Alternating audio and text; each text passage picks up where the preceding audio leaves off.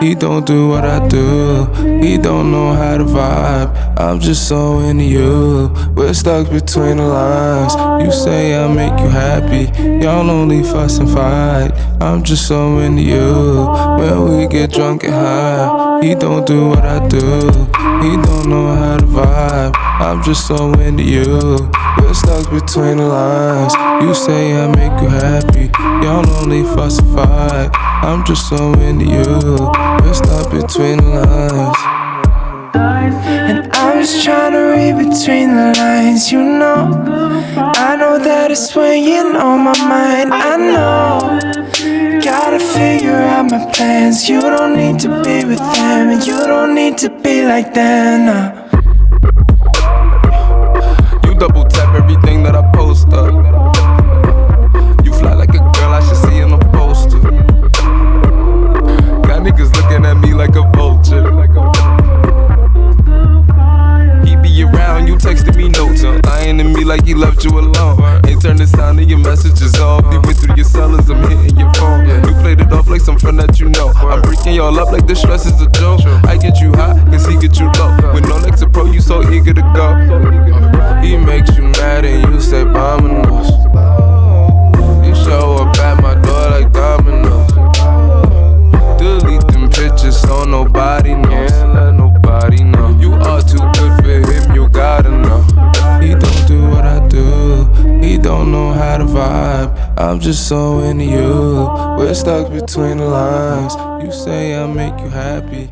Y'all only fuss and fight. I'm just so into you. Y'all like my new single, right? I'm fire at singing, nigga. That's my new single right there. Between the Lines Part 2. Yo, you killed it, bro. Yo, I killed that really shit. Did your thing, yo. I killed that, man. I'm nice with this shit. You are now tuned into the Devinwade Show. I am your host, DevNasty, aka Choke Your Mom Out, aka Choke Your Pop Out. And right now I got Garnett Briscoe mocking me across the room and shit. Bitch ass nigga. He was missing last week because he wanted to make sure that he didn't have COVID-19. I've definitely been respectful to y'all wishes, man. Yeah, making sure he ain't had that COVID-20. And he didn't. Back better than ever. Me. Yeah, he back making sure better than ever, baby. He's back. Right. He's glowing. Back. And Theraflu, straight. He about 90%. I'm gonna be honest, my dog. He don't look 110. I just woke up. Oh, all right. Well, please tell me what's going on there. Well, listen, the man next to him and most in danger of getting infected is right? Porter Rich. Right? Is the boy Porter Rich is in the building. How you feeling, Rich? Here. Oh man, we good. God is good, man. My guy back, man. God is good. We here. Yeah. And Porter Rich alerted me to something earlier. There was a knock at the door. He goes to the door, and he was startled a little bit. He was thrown off. I thought we had like a super live guest. I thought we was interviewing like Maria Sharapova. Oh shit! So hold on. This was already a conversation before I said something. Yes. Whoa! Wow. Listen, okay, I didn't know. Listen. As soon as I heard the door, I thought Dev really pulled the plug, like the super plug. You know, he always got he got ties. I'm like, oh, this motherfucker knew the whole tennis corporation. Because that's who I thought it was. I thought it was like Sharapova, one of the Sharapova. somebody had me with the racket. Our bougie, very very bougie co-host, Waleska D walks into the studio, and she looks like a futuristic tennis player. I mean, the visor is immaculate. Listen, right. This is a Christian Dior visor. You know, I'm on my athleisure shit today. Okay. You know, I'm feeling real nice. I've been working out. I lost some pounds. I'm feeling really good. So I wanted to throw it on. Bring some pieces I thought she out. was really like competing or working out. She said, no, this is athleisure. Athleisure? Yeah. It's like, so you just pretending to work out Right. so that you can This is dress. the pretend workout outfit. Okay. Those are fashion terms. Yeah. Right. We gotta like get into like the fashion world. Those Yeah, are I'm like, so niggas is really acting like they working out so Yeah. that Yeah. they could stun on people. So Right. like, Absolutely. where can you pull this off at? Like, can you Like, go we could out go and to- about? Like, Yeah, we could go to a day party with this. I can so pull this is up day like, party what's vibe. up? and it's Okay. like it's like Okay. future shit. Like she in here looking like a stone cold fucking Jetson. Yeah. That's a fact. It's That's a like fact. it's stylish, it's future, it's like it's I'm definitely trying to- 2020. Yeah. No, This it's is like beyond. 20. This is This- 2040. 2040, 2040.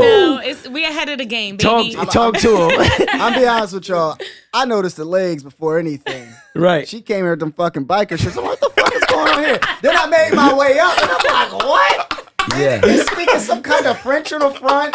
Right. Dior. What the fuck does that say on Right. the front? Jador. The See, hard look, to I pronounce don't shit. even- The hard to Jador. pronounce shit. What the fuck is Jador? It's What does Jador that mean? Dior. So it's basically like, so you Ja have Rule Christian slash Dior, Dior. Dior, then you have Jador, which is kind of like the Is sportier line. Ja Rule involved in this at all? Hell no. Oh, okay. Because I seen Ja Rule got Yo, these new like commercials. He's popping right now. Yeah, he got got the- a lot all over my going Twitter on. feed. Yeah. He got like a deli commercial or something like that, where he'd be like, "This Selling food is gyros. Oh, selling gyros. Yep, selling and gyros. listen, some of the worst green screen work we've ever seen. It was hilarious, And, though, man. but you know 50 be posting all that shit. As soon as he get his hands on it, people be, and you can't even like people tagging 50 all Yep. in Ja Rule Absolutely. shit. So it's like almost unstoppable to see like all the shit how it be going down. But he also performed at like a birthday party. He did like a private Yes. birthday party where 50 also posted that. I seen it on 50 page. I where seen it on a girl 50 page. She Yeah. posted that shit. Like The birthday party? Yeah, she posted like, oh snap, I just did the J-Lo hop in front of Ja Rule. I watched that video. I'm like, oh shit, Ja Rule really there. And then like an hour or so later, this nigga 50 get a hold of it, and now it's like the worst thing ever. Listen, And man, don't then, even know how and much he then got the paid for gyro that, but- commercial. Yeah, man. I mean, but he hustling. I'm not listen. Oh yeah. I'm not mad. Listen. I'd rather see somebody doing that than what we was talking about like Absolutely. a couple weeks ago. You know, just trying to like take 50's something. from 50's perspective, he's getting the longest revenge of all time. He is. Like he really is getting the longest revenge. Like he's getting a dream revenge situation in a sense. You know what I'm It's saying? entertaining. Yeah, It's yeah. entertainment. So, it's another person that we have in this room today that doesn't really want to be here. He doesn't even want to be in this country right now because his life went somewhere totally beyond what I even imagined my life. And what I will say about this performer and rapper is he used to lie a lot in his raps. He used to lie. He used to make songs where he was going to Paris and all types of shit like that, and he used to imagine it. True. But I felt like Had a I was great really going to imagination. Paris. He made it true. He made it real.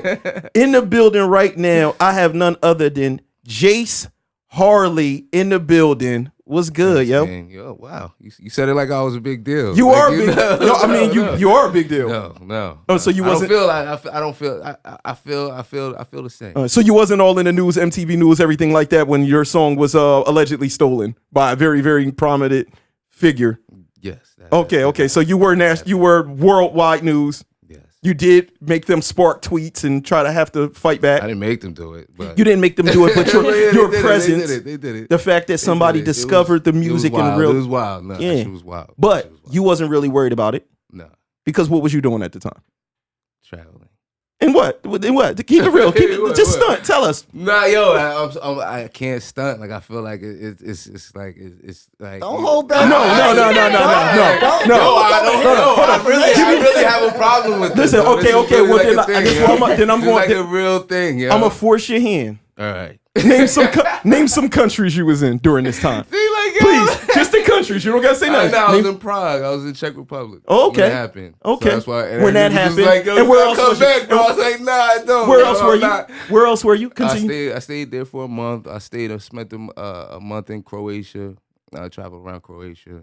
Spent a month in Spain. Ooh. Went to Running of the Bulls. Did like mad wild shit out there. It was You dope. went to Running of the Bulls, or you ran with the Bulls? No, I didn't. Nigga, I was not running. No, I was there. I was watching other So niggas. hold on. run. So you was fronting in them pictures. No, that's opening. the That's the whole thing, opening yeah. festival.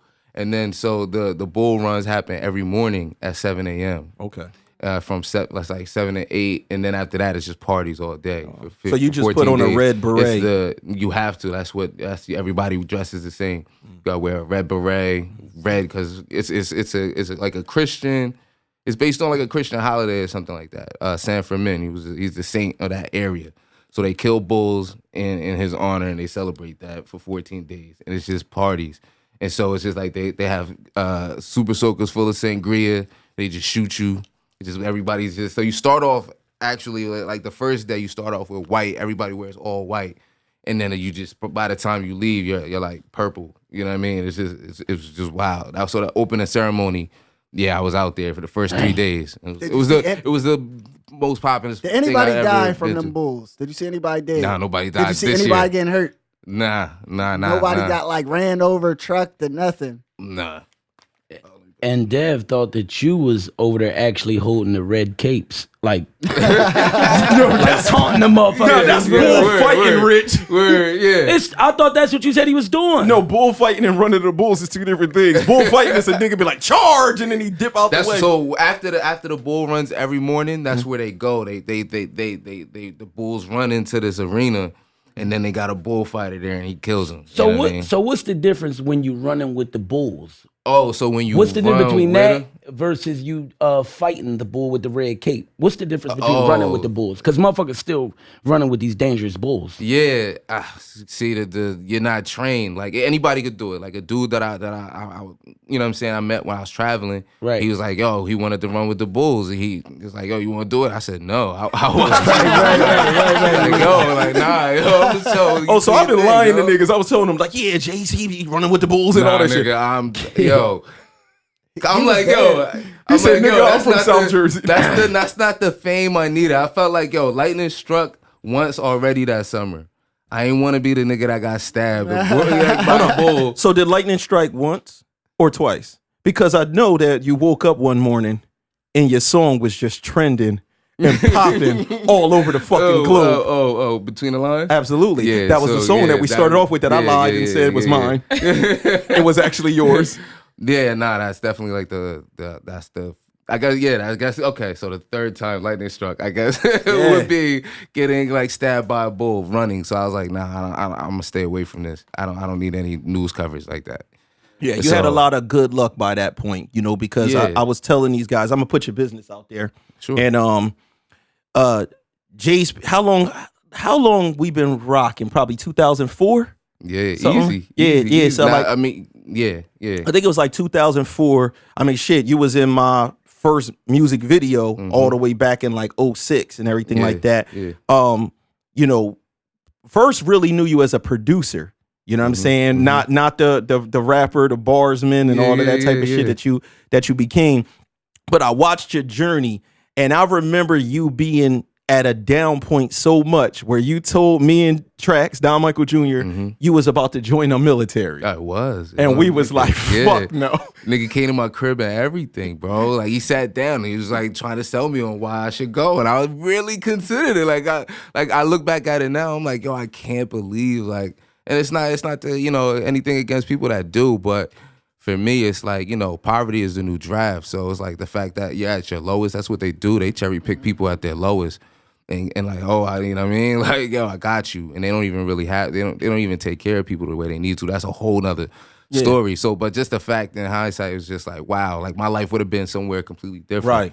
You know what I mean? I could see it though. I could like see it. Like I don't know. I could see it like you like with big guns and shit. Like no bullshit. I'm saying, looking at you. Like, I can see this motherfucker like an army movie. I see you like like dead presidents just coming home about to rob some shit.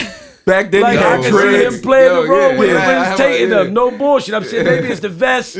He got like but it's like I can see it. Yo, that's to me, this is more like a George Michael type vibe, man. He got the one you earring. Just know me though. Like, you just because you know me, yo. You just know but this me, yo. To me, it's the same thing. It's like he home now. He did his service time. He's ready to shoot somebody the fuck up. So he's like Rambo walking down the street by himself. The black Rambo. Yeah. I can see you with a duffel bag over your shoulder, nowhere. Yo, nigga, I'm like that anyway. I know, because you was living in your car. Yeah, I was Crazy literally living out of my car. Like I had like all my bags in the trunk of my car. You know what I mean? And then I made that do till I got a studio and I lived out of my studio, recorded the whole first album in the studio. And then, you know what I mean? That's a whole, that will be here all day. That's a whole nother story. No, but I'm saying you can share your experiences. That's what we want to hear. We want to hear about it. That's hunger. Yo, that shit it Listen, goes man, back. have you ever been so broke you thought about sucking a dick for money? No. No. Never been that low. No. Start your story. No, because Garnett wanted This to is a see. big contest. That motherfucker wins. Listen. Not fighting that one, bro. Garnett was trying to see if anybody saw eye to eye with him. That is the lowest of the lows. Yo, that's the lowest of the lows, bro. Little homeless. Nah, but I heard a man. lot. I've heard a lot about you, man, through tracks and them. Like I heard about the situation. And I heard a lot of your music, and you definitely like motherfucking like phenomenal. The first joint that we played on the intro, that shit crazy. Thanks, bro. It's crazy. The video's awesome too. Thank you. Like the Appreciate concept it. is super dope. Yeah, I mean, there's a lot of history here. It's a lot of history. I mean, we could go back. Like, I mean, for me, this all it's the fact that we're here right now. It's like it's crazy because when I was going back like 14, 15, I was in high school, and I used to make beats on a Casio. I used to have a little Casio, whatever, and I played the shit out of that for like 2-3 years. I remember my family was like, "You want to do music? We'll get you this." You know what I mean? My parents, they gave me a Casio. And from there, I had no way of like recording on it or like recording off it. So what I used to do is hook it up to my father's tape player. And I used to just record all the beats on cassette tapes, bring them to school, playing for my friends. And it's to the point where like we started like making real, like actually making music from it. So I remember that I was 16. I was like, 15, 16. So my parents wanted to, give me something for Christmas. You know what I mean? I remember my father worked mad overtime. You know what I mean? He's like, yo, I want to get you, you know what I mean? Like they surprised me with a motif, 88 keyboard. That's major for people that don't know that motif. It's a major step up. That's Yeah, that name whole weight. Yeah. So especially back then, you know what I mean? Like that's like, so that's when Trax was working at Sam Ash. That's Don Michael Jr., yo. Don Michael Jr. was working at Sam Ash back then. And he the one who sold my parents the keyboard. Did he give him a discount? Nah. Oh my God. Nah, he wanted every penny back then, man. I didn't know. We was fresh. Yo, he probably just got the job. He was a shark. Listen, real quick, so just so y'all can understand, right? This whole Screwface movement that we all was in kind of was founded at Sam Ash Music. And Trax, aka Don Michael Jr., was so good at selling motifs that the company ended up giving him like 2 for free. Oh wow. You know what I'm saying? Like he was that nice. So your parents were one of the victims. Okay, continue. Salesmanship, yo. Yeah. So they got me this keyboard, whatever. So at the time, like, I'm an avid reader now, but when I was a kid, I hated reading. I didn't read. I didn't want to read anything. It came with a manual this thick. I'm like, I'm not reading it. I'm gonna have to learn some other way. So I'm like my mother was like, oh, you should go to Sam Ash. Go talk to the dude that sold it to us. He said if you ever have any comments or any questions or anything, just go check him out. So I was like, all right, I'm gonna cool. stop you right there. So he sold them this motif, right? That's how you pronounce it. Before he didn't know you. Didn't know me. No. I didn't know him. Okay, all right. Yeah. This is And the how we met. motif was That's what, crazy. two grand? Yeah, it was $2,000. Yeah. Wow. All right. Yep. My pop worked That's what's up. mad overtime, because that's why I bust my ass on it, because they always let me know, like, and my mom, she knows, like, your father work overtime. Nigga, we need a hit. Nigga, you better be in there making some beats. She's like, your father. Like, all the time. I'm like, yes, all right, I know, all right. But so I used to just go there, and then I would ask him questions like, yo, how do I do this? He's like, yo, why don't you just read the manual, bro? Nah, bro. Like, just, so he like, all right. So I used to just pull up on him all the time, and get like tutorials. He would just show me how to use motif. Will he be in that little room with the glass? The little glass room? Yeah. So I started making beats, and then I brought it back to him. I'm like, yo, let me hear these beats, yo. He was like, oh, it's pretty good, yo. He was like, but your drums are trash, yo. He was like, your drums are trash. He was like, yo, I could give you some drum kits. I'll give you some of my drum kits. I was like, all right, dope. So came back with the little memory card, a little SD card. You know what I mean? Got all tracks as drums. And then from there, it was just like, just started connecting. I started making more beats using his drums, bringing them back. Like, what you think, playing on one motif. He like, yo, this shit dope. He's like, yo, we're starting this thing called Screwface, yo. You should be one of our, like, producers, yo. I was like, fuck yeah, yo. I'm like 17, yo. I'm like, hell yeah. I was still in high school. Like, yo, that's dope as fuck. Hell yeah, I want to rock with this. And it's just been history. It's just been, I've been here ever since, yo. Right, that's dope. So for the record, Trax did something better than a discount at the end. He ended up giving you... absolutely. He gave me a completely different life, yo. Right. He gave me a completely new life. The tutorials and all that shit was way better than a that discount. Shit changed my life, yo. Just giving me drum kits and just teaching me about like sampling. Then Zeke worked there too. And then he's like, yo, he I don't know if I can say the statute of limitations, but let's just say, yo, he got me some. Just say it, fuck it. Fuck it, they don't know what this, he ain't even his real name. That ain't even his real name. His real name. Word. So he gave me these memory cards, yo. Basically, he expanded the memory on the motif, but he got it through Sam Mash. I bought him my shit. He like, all right, cool. You know what I'm saying? We you know what I mean? He did the screws, took everything off, bang, bang, bang, took my shit back out with like he double my sample capacity. Crafty New York nigga. Yeah, exactly. Yeah. So then that changed the game completely because before then I could only sample but so much. So then that allowed me to like, I started making more beats, it was just crazy. They hooked me up, you know what I mean? Like, that's the whole point. You know what I mean? They just changed my life. Yeah. For the better, you know what I mean? That's what's up, man. It's refreshing hearing that motherfucking story again, especially seeing like where you went. Yeah. And I know it's a bunch of shit in between, and some shit will land on, you know what I mean? Wild shit, party shit, video shoot shit, all types of stuff. But with music, people don't understand how much anything you try and do. Richie in the music struggle, me in the being in the music struggle, the comedy game, anything you're trying to do, fashion, there's like these footholds or traps and points where shit is slow and things like that. And that's where you were during that like army time, the time in between and all that. Yeah, that's after I graduated college. I graduated and the recession hit. So I was supposed to get an internship. And another reason, like my life went a completely different direction, just circumstances.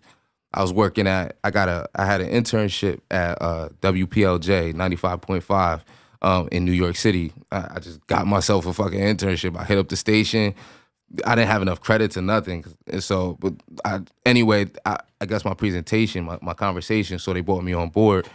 So coming out of that, I was looking to, after, I'm like, at least I'm going to have opportunities in the recording industry. I'm trying to get on radio, do different things.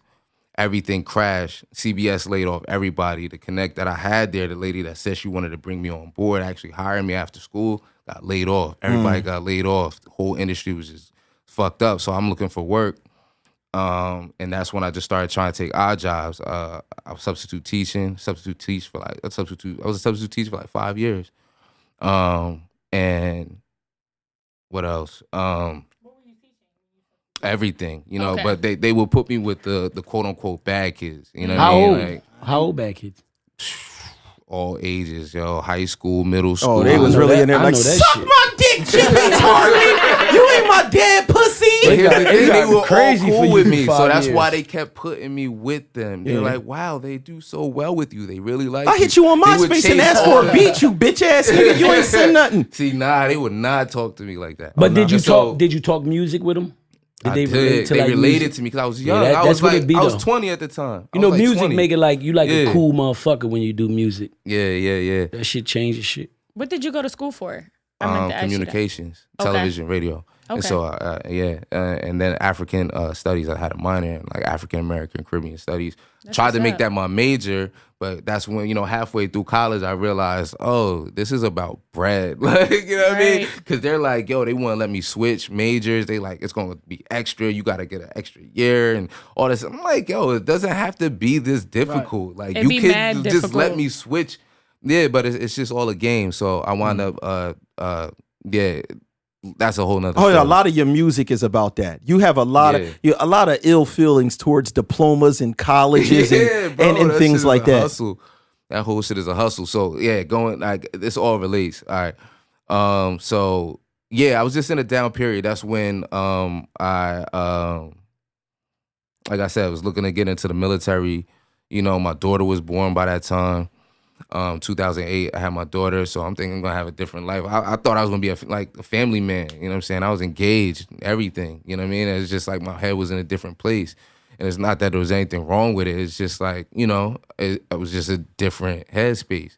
I thought my life would be a different trajectory. She took it right off trajectory. So markets crashed, everything.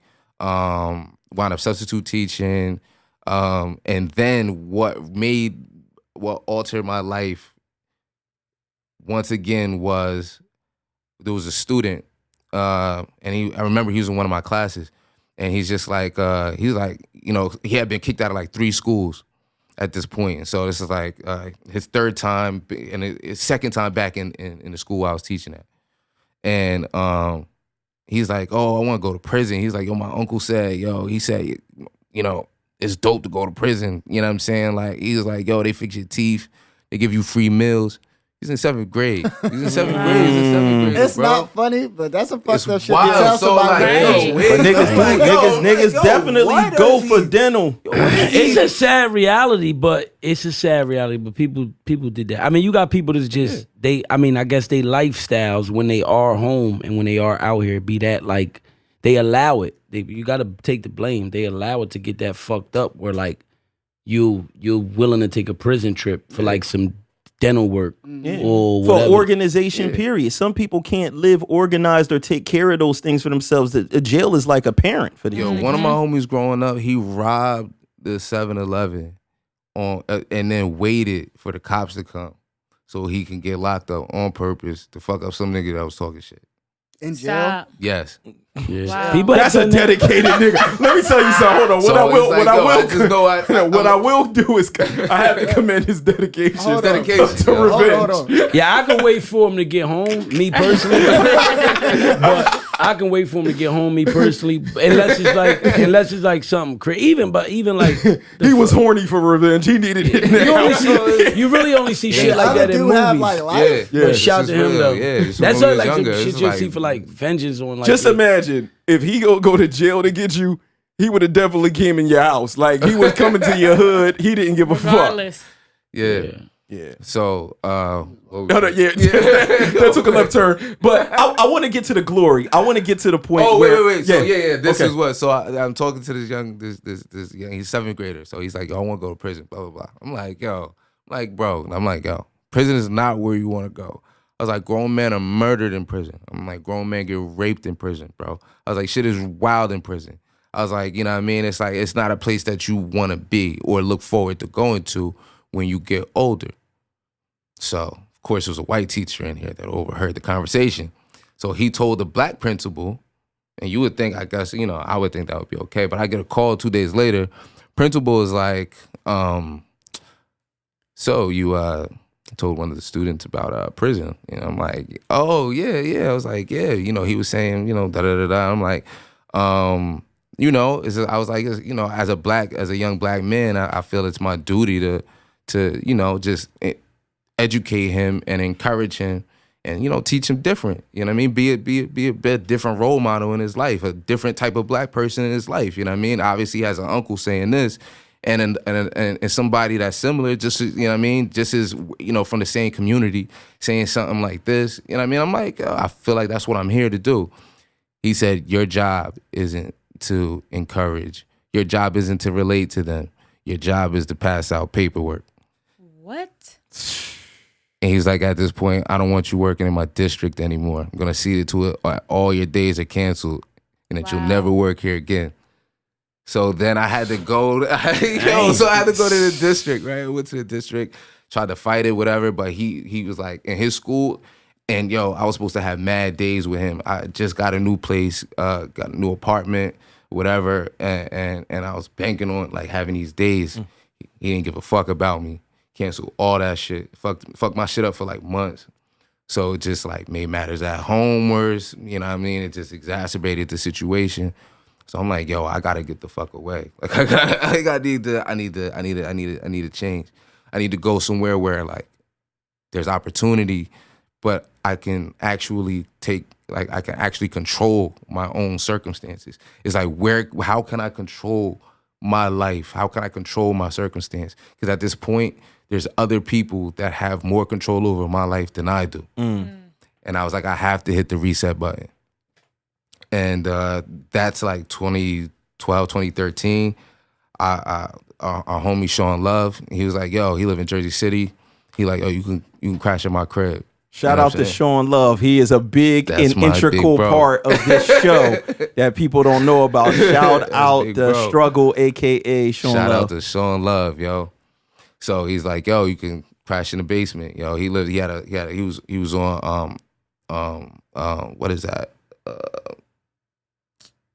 I want to get it right, just because I feel like it's important.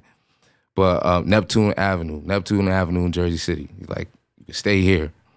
I'm like, yo, my goal is I crash here, and then my goal is to get a studio or something, some type of situation, and maybe do shows in New York. We had done shows in Philly up to that point, you know what I mean? I had a job, I was working, and then I was using a lot of my money that I was making from my jobs to throw events, do parties, and make albums, just work on music, book studio time.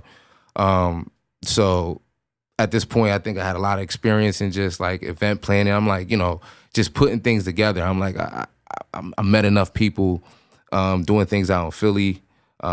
We had an event out in Philly. Yeah, we did. We got to rewind though. You got to talk to the people about this event, yo. Nah, man. Nah, listen, this don't got nothing to do with me. This is a part. Nah, continue. What'd he do? What'd he do though? What Nah, did he do? Snitch on him. Throw him I out the did. door. So you gotta talk I about didn't it do because anything. Dev keep trying to like, we nah. want to know. I will come back to that. We'll come back. He got real red over there. Nah, I'm telling you. No, it ain't. Go ahead. I want him to, get... All right. So yeah. Within 6 months, story how I got my studio. So I still have the studio. Till this day, it's where I recorded all my albums. But how I got the studio was I had spent, let's just say, months on Craigslist while I'm crashing at Struggle's house.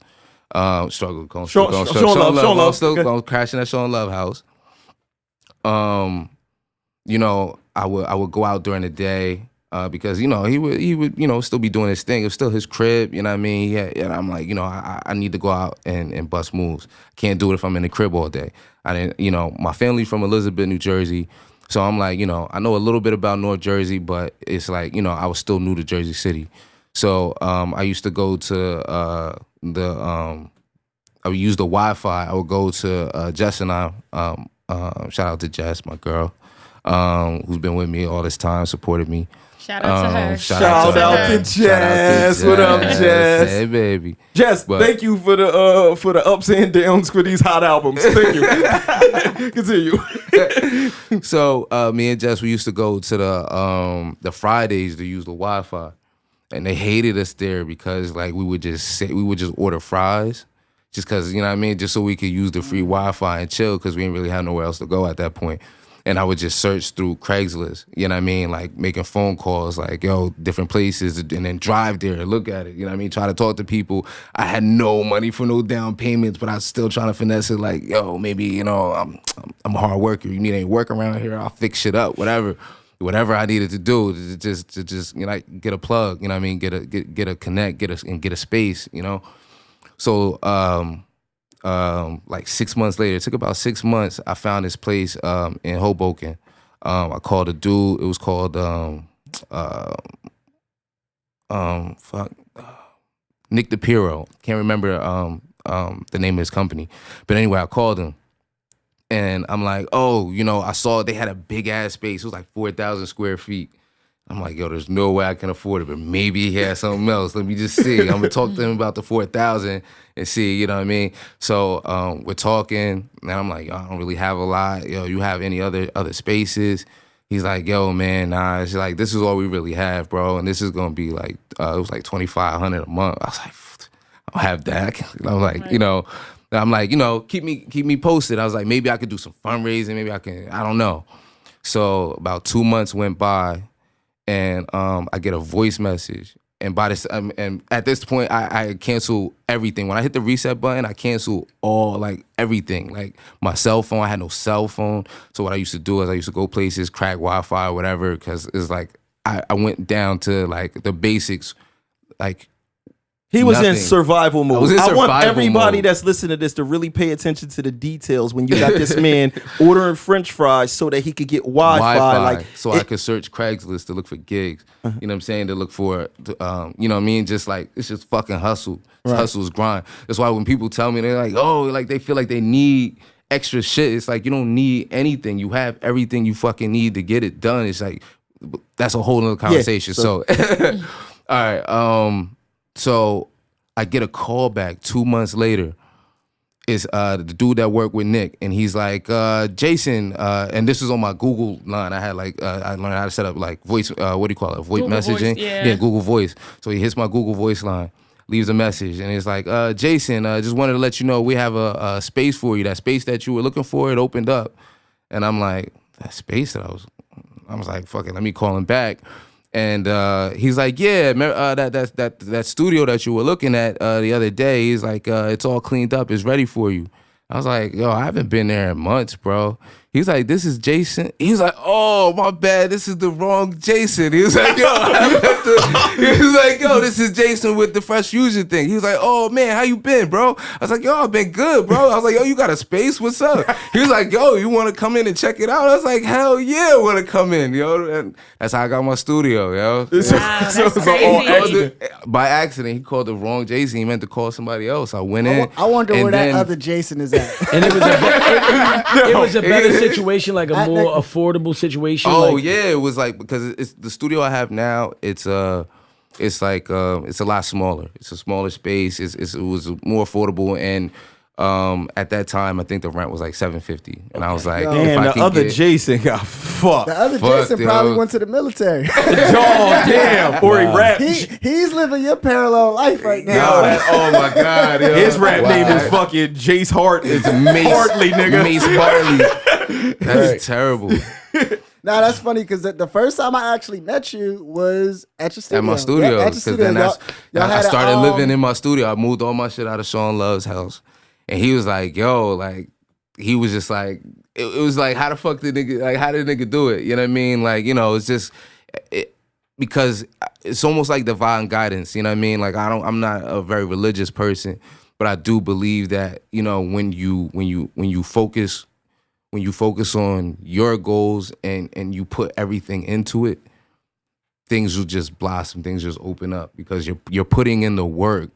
Only good can come from it. You know what I'm saying? If you're applying yourself in a productive way, you're putting out positive energy.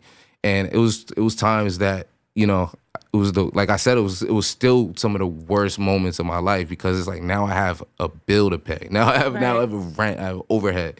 How am I gonna pay this every month?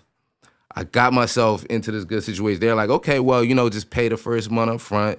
There was like, you know, the next couple months rent, like my security, they'll just build it in the different payments. They're like, just work with you. They worked with you. They work with me. And it was like, yo, the fact that I found a situation that actually worked with me, it was kind of like by accident. They meant to call a different dude named Jason. It was crazy. So then I was like, you know, I was like, yo, they had a little studio downstairs, a little like what do you call it? Gallery. They had a gallery space. They would do exhibitions there. So I was like, yo, y'all need. They hit me up. They was like, yo, we need somebody to man the gallery sometimes. Yo, we'll take money off your rent. I was like, hell yeah, hell yeah. I'm there, yo. Security I'm guard. there, yo. I'm not beneath nothing, yo. Yeah. I'm not beneath anything. Plus, yo. Puerto Rich said he could see you as a soldier with the guns and all that type of shit. So it's like, damn. So yeah, so I guess they saw that in me. So Right. So yeah, so at this point that I was just working odd jobs. I gotta mention one thing though. Before this, I did canvassing. I used to knock on doors for the Democratic Party. I'm gonna put them on blast because this is like, it's fucked up what they did, what they used to do. But so I did canvassing a couple times. There's a few years in a row, a few election cycles.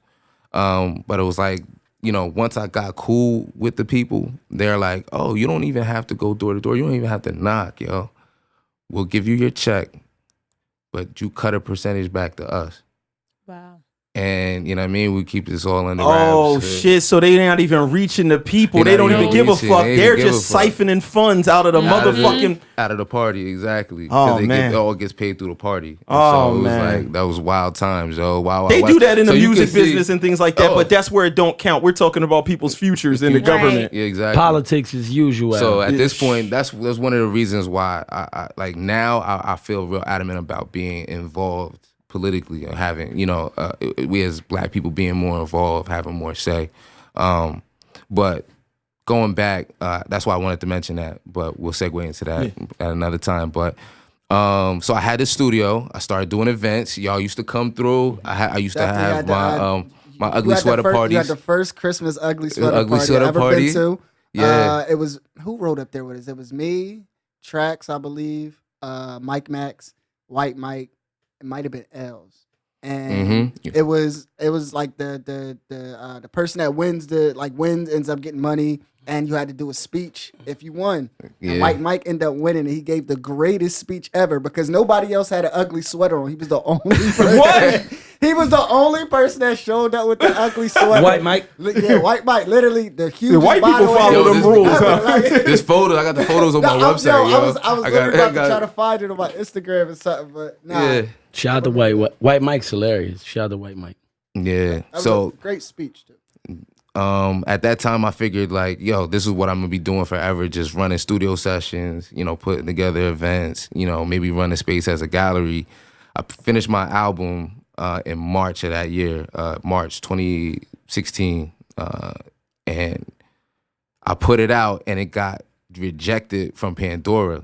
So I was like, I submitted the whole album and got rejected. Hold on. Which album was this? This is Free Porn, the memoir Okay, so of the an album American is called, heathen. but the album is called Free Free Porn. Porn, which it wasn't the name originally. No, it wasn't. And then you figured out that naming it Free Porn would Shout out get to my homie Daddy Mason. would make people who- pay attention to it if it was called Free Porn. Absolutely, yes. It was genius. Got So- my attention. Listen, the thing is, Garnett was lotion ready. He was lotion ready when he found out it was just an album. He thought it was a party tape where Yeah. you hear people moaning and like, Yeah. fuck me and all that type of shit, but it wasn't. So I released the album, right? I released it and nothing happened, right? So I released it. I was like, let me try to get on Pandora. The whole shit got rejected from Pandora. So at this point, I was like, yo, like I can't get a break, yo. I can't get a break, yo. So afterwards, I'm like, I'll try to submit as singles instead of the whole album. So I submitted Sex Tape first, or something, one of those songs, or one of it might have been, no, I submitted Have Fun first, I think. And then I submitted you have to, at that time you could only submit one song at a time, so I had to wait like weeks in between each submission. So then I submitted, I was like, Between the Lines almost didn't happen because I was like, I didn't want girls, like, quote unquote girl songs on a record. I was like, I wanted this shit to just be all the hardest records, like, you know what I mean? Like, yo, fuck that. Like, and Between the Lines was like one of the last songs that I made. Like, I put it, like, made Between the Lines, Sex Tape, Propaganda, a few other stuff, like, a few of those songs at the end. But I feel like those became the best songs, like Jealous, all the shit that people really remember Fire. off, All Okay. All of those are like the last songs Now, I did. real quick to interrupt, I'm telling y'all right now, if you go and download this person's music, I don't got some bum up here. If you never heard of this guy and you want Kanye West level production value, you want that top tier luxury rap music, bars, instrumentation is amazing. Go listen to this nigga. I'm telling you, this ain't fucking with your bitch like, hey, fucking with your hoe like, hey, it's not that. Go ahead. All right. I appreciate it, bro. But you did that song. You did. Yeah. You put that, you submitted that. I Yep. submitted, and then they accepted the singles, and then the next thing I know, it said that my album was accepted, and you're not supposed to resubmit or anything. So I was like shocked, like, oh shit, like they just took the album. I guess they were like, it was enough songs that I submitted that they liked it. They just took the whole thing. I don't know. So then, like I said, nothing happened. I got submitted. I'm on all these platforms. I got no burn whatsoever. I did shows, did a few little things here and there. And then I remember I checked my Pandora stats in August. It was like August, late August of 2016. And then there's this, like, from July, it's like, 300 views. And then it was just a spike and went to like 50,000 the first day. And I was like, fuck happened here? It's the economy. What the fuck is happening? I didn't know what I didn't know. I saw the jump in. First I saw it on SoundCloud. My SoundCloud jumped up to like 3,000 plays. I was like, mind you, I had like 30 plays. So I'm like, and I was souped. I was like, yo, I got like 30. Yo, that's progress for me at that point, yo. From where I was at, I put out an album. I got like a few hundred plays. So then I remember I just being grateful for whatever the fuck happened, like wherever. So I remember I got 3,000 plays on SoundCloud. And I was like, that's amazing. I felt like, yo. You made it. I figured it, yeah. I was like, yo, I'm good, yo. I did it. Then it jumped to like 30,000. I was like, fuck, like, where's this going?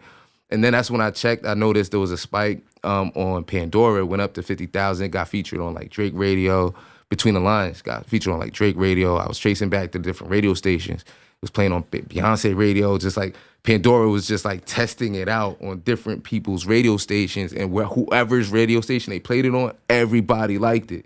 Everybody, like the ratio to likes was just through the roof. Everybody that listened to it liked the song.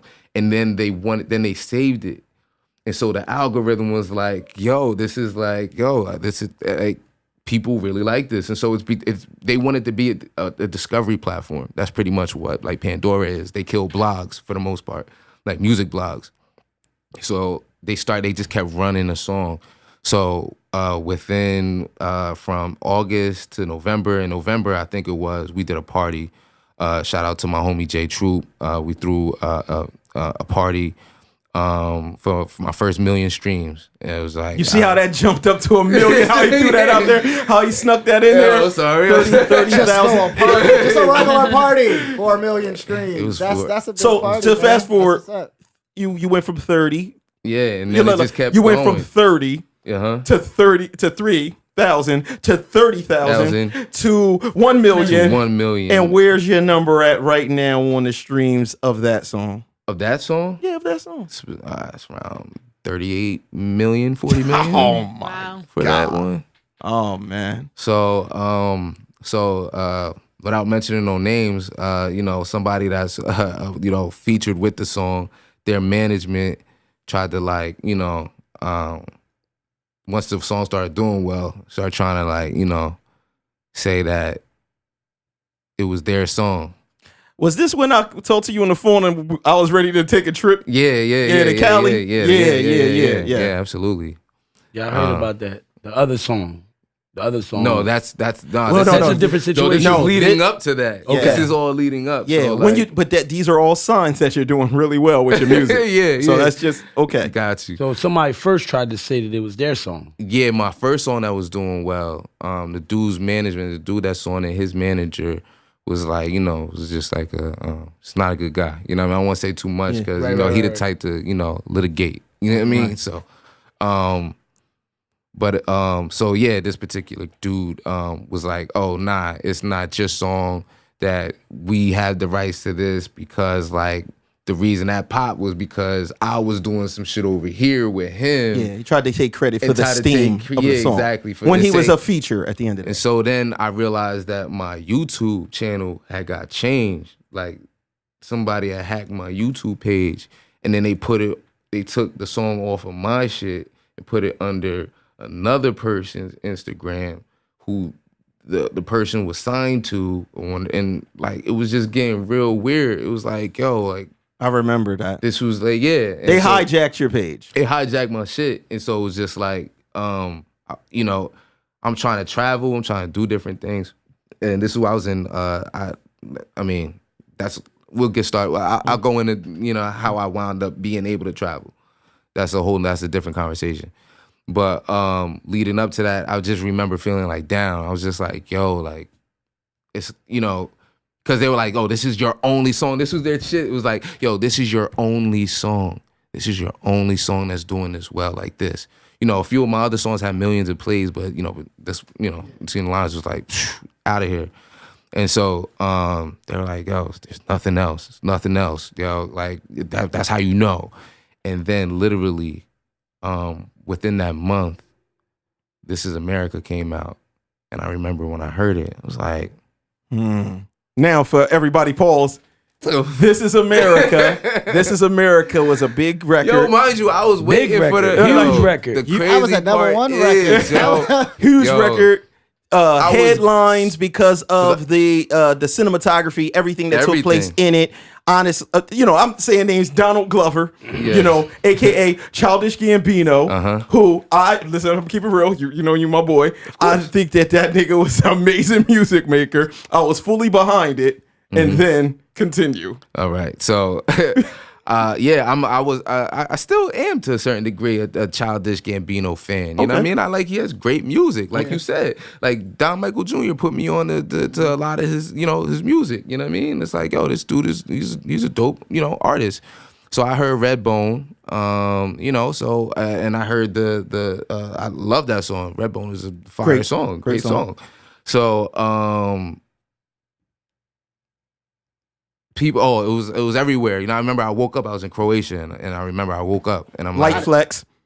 But I remember, I'm just telling you just the context of time. Waking up in Croatia. Yes, but then, right, you hear that there's a new video that drops, and it's amazing, and it's just like this new Childish Gambino. So I'm like, oh, this is about to be fire, yo. So I click on it. I remember I went on Instagram, and then I think it was like maybe the intro or something of it, or the first part of the video. Was on Instagram, and I remember watching it, and I'm just remember how it started, and I'm like, where's this going, yo? I was like, yo, where's this going? So I'm Did it hit your heart different?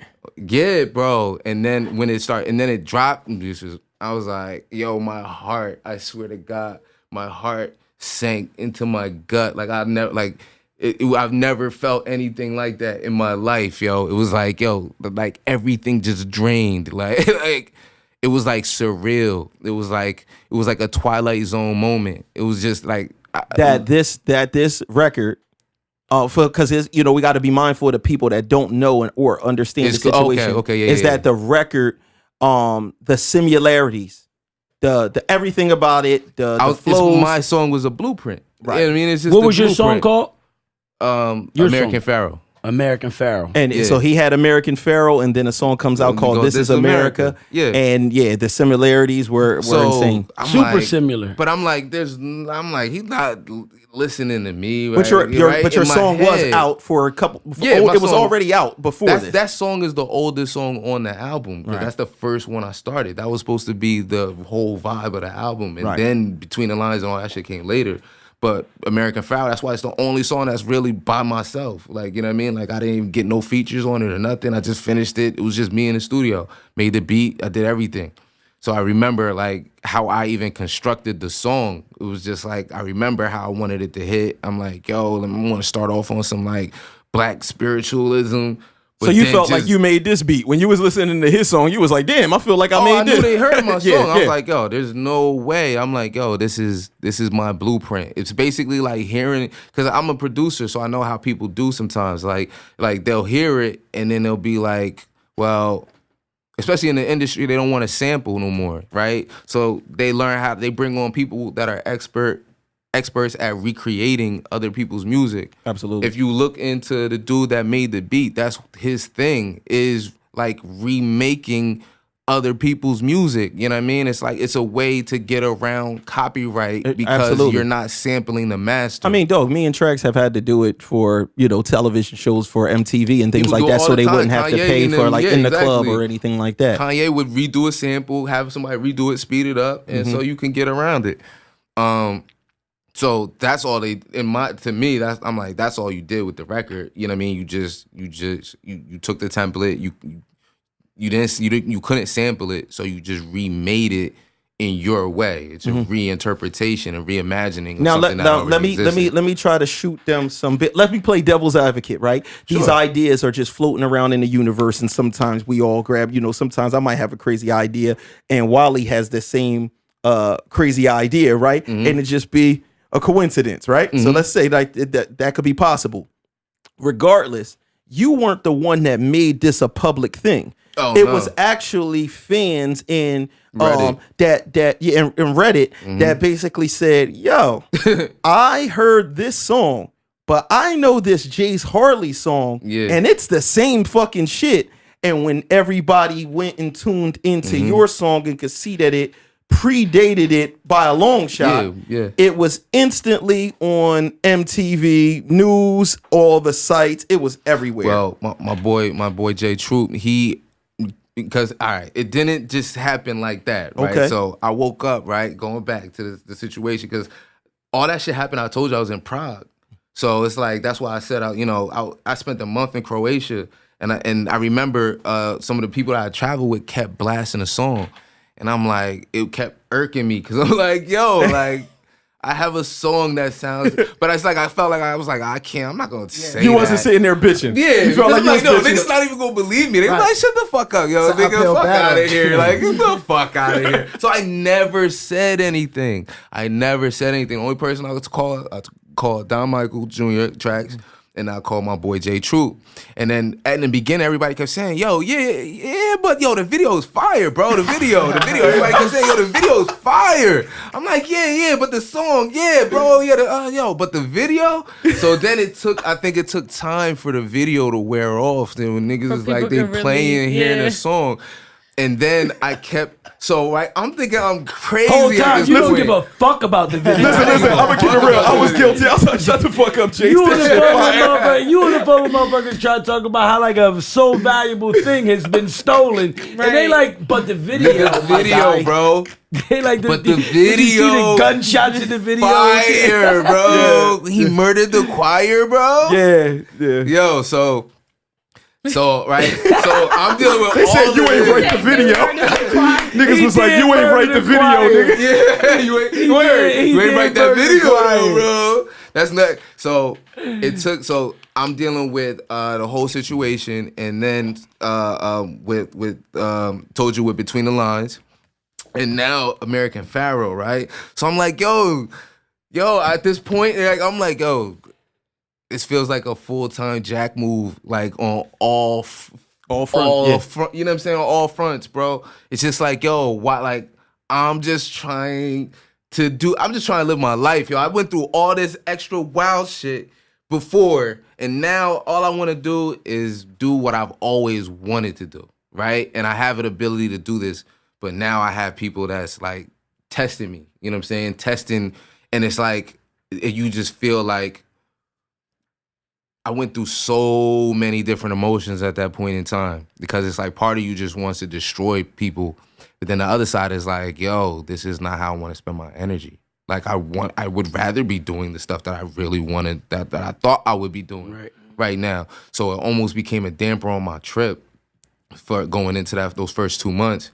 And I remember, and so it's like the end of June. It's like, and I was thinking about, I was like, yo, you know what? I might just put out all my music for free. Like, fuck it. Niggas can't say anything to me if all my shit is free. So I was just like dealing with a lot of just different things. So the day that it happened, I'll get into that. But it was just, I'll never forget. It started like with a trickle, like, you know what I mean? I would go on Instagram and a couple messages, dudes would hit me, like people would try to like, yo, people would just be like, I heard your song American Pharaoh, and sounds a little bit like This Is America. You know, can I interview you about it? I remember it was like one dude popped up, and then it was like another dude. And I remember I'm like, oh shit, I'm not the only person. I'm not the only one that thinks this. Yo, people, I was like, yo, this is crazy. So then another dude hit me up and was like, yo, yeah, heard about your situation in this Reddit. Then he sent me the link, and I went into the Reddit, And it was like thousands of people debating over. I'm like, yo, what the fuck? This has existed the whole time? The whole time. I never knew that shit existed. I'm going through all of this in my head like, yo, like nobody would ever believe me. I'll never say anything. And it was becoming viral at that point. You had a whole support system out there. Whole support that I didn't even know about. I didn't even know it existed. Right. I had no clue. So then it just took one random guy just sending me the link, and I'm like, yo, this is crazy. So then I sent that to my boy J Troop, like, yo, Troop, look, yo, I told you, bro, like, this is fucking wild. Check out this Reddit. He's like, yo, I was listening to this shit too. He was like, yeah, nah, like, he's like, maybe, he was like, I'll at Genius and see, you know what I mean? Like, you know, he's like, I know a guy over there. He's like, I'll add him. So he added the Reddit group to the dude at Genius. Dude at Genius was like, oh shit, this is great for Genius. They posted a thing. Then a dude on Twitter, I don't even know who he is, some influencer on Twitter caught it. He retweeted it. And then at that same night, it was the BET Awards. And they wanted him to get on, they wanted Donald Glover, Childish Gambino to get on stage and sing This Is America with Jamie Foxx. And niggas was like, it was mad weird. So everybody was like, you look guilty. You know what I mean? All of this shit was going viral at the same time. Him singing at the BET Awards and Genius, and then that whole publication online until it got picked up by everybody. The next day, I was getting calls from my friends in like people I had met in Croatia, like, bro, you're on the news here. Like, these niggas had just met me as a regular motherfucker last month, yo. It's just like, there's no black dudes that ever even come to Croatia, right? Like, I'm the only black guy that was there pretty much the whole time. That's how they knew you was lit. So, my dude, yeah. It was crazy, yo, because it made BBC. It was BBC News. Hold on, I thought you said you went there and delivering BBC. So I thought Wait, said, what? BBC News. News. That's BBC. No, because you said you was the only black guy in Croatia. Whoa. Yeah. Whoa. I forgot that was even the comparison. All that free porn. That's what Wow. He brought it back to BBC from the free porn. The BBC Okay. News. BBC News. News. Okay. Outlet. Okay. Radio. Yeah, so they have a thing, and then they posted it, and it's a UK, and then that went out, and it trickled through the EU, and it got in different places. So when I was out in Prague, then the dude, different managers, different people from out there were hitting me up, like, yo, you're all over the news, yo, you're out here, let's meet up. And so, yeah, then that's when things changed after that. So, yeah, that's when lightning struck like 3 times. So it was dope to see that whole journey, and you wouldn't have never got to those points if you didn't have that crazy dedication that you had. Your girl was holding you down. She was ordering fries with you. Absolutely. Trying to do all of that. So we talk about all types of shit. We're going to get this more serious shit, but now it's it's the second hour, so we about to get into the dumb shit. And what I do know is I have a question that I want to pose, especially to Wally. But I could also utilize you because your girl is white. Okay. And I want to understand women's obsession with the male ass and some form of ass play. The reason why I brought up this man and his girl is because crazy transition. No, it was BBC. Now ass play. Yeah, listen. We all over the place, but we got to do this because I can't even go into it. This this dude used to be the Afrocentric. Absolutely, he still is kind of. He still is, but he was like extra. He was black nationalist. He was on some. I'll never date a white woman. Absolutely, yo, that's the community I grew up. Yo, all right, yeah. So, but I don't know. This hasn't had nothing to do with asses. Though. Oh no. I just like to tell on people when I know inside information. Because I used to deal with the white Jones and all that. Everything. And this man was sitting there just like blackity black to black, yo. He was on your Sharif shit. You were sitting on the corners at the barbecue. He was All right, so I'll explain this. But I'm just saying that happened. But all I want to say is because you got a white woman, and I know that white Jones, a lot of times they want to lick niggas' asses and shit like that. I'm just keeping it on it. You know what I'm saying? What's up with that? Well, I don't think it's just white women. I think it's all women. Personally, I'm not into that. That ain't my shit. But I know guys and I know girls that told me that, you know, a certain female that I used to hang with, that's her shit. And I was shocked because like ass play was her Hold on, thing? so multiple niggas told you that was her shit? Well, the one guy that told me, they all kind of had the same experience with this one chick. Okay. And when he told me this, I was a little shocked because the dudes it wasn't even just ass play. She wanted to lick their ass. Yeah. So they're big. They're like linemen. Like these are huge, big. That's a fetish. Like, that's a things. fetish. So I'm like, to get in there, like that's like, I mean, what do? Do you bend over? Do you spread it open? Unsavory. Like, That's all that is. What is? So I was a little confused because I'm just like, wait, I'm like, nah, you playing. He was like, Wally, I'm dead ass. Like, this is what she's into. Like, he was like, you know, such and such told me, and the other homie down here told me, like, that's the shit that she into. So fast forward, I guess, you know, she tried to reach out to my homie. Like, she tried to reach out to him. And I was like, what did you think about reaching back? He was like, I was like, you really wanted to reach out to her because you wanted your ass ate. Hold on, right? so she felt he had a fatty. Was that it? Yeah. Okay. All right. Because So, this person, hold on. She eating it just off the strength that his ass fat? That's how she out here assuming. maneuvering in these shit. I'm assuming because That's like a weird fetish. this For a particular female. person that I'm talking about, he fit. He got he used to be a football player. You was going to So say he you got a had- nice ass. Hold on, wait. I just want to let y'all know. Oh, Everybody at home that yeah. can't see this. Oh, she shit. looked like her eyes kind of lit up when she talked about his ass and she grabbed the air. You know what I It mean? was like, She you know, grabbed the air. Listen, to kinda- Wally was turned up in the group chat the other day. We was texting and shit, and Wally was really like pro ass. Is she- I really felt like you grabbed the ass or two. Like I was I like, like grabbing a guy's ass. That's like my But thing. why, Especially though? if See, it's muscular. that's why, It's like and that's why. so I'm hold on. So asking you this mean question. during sex though?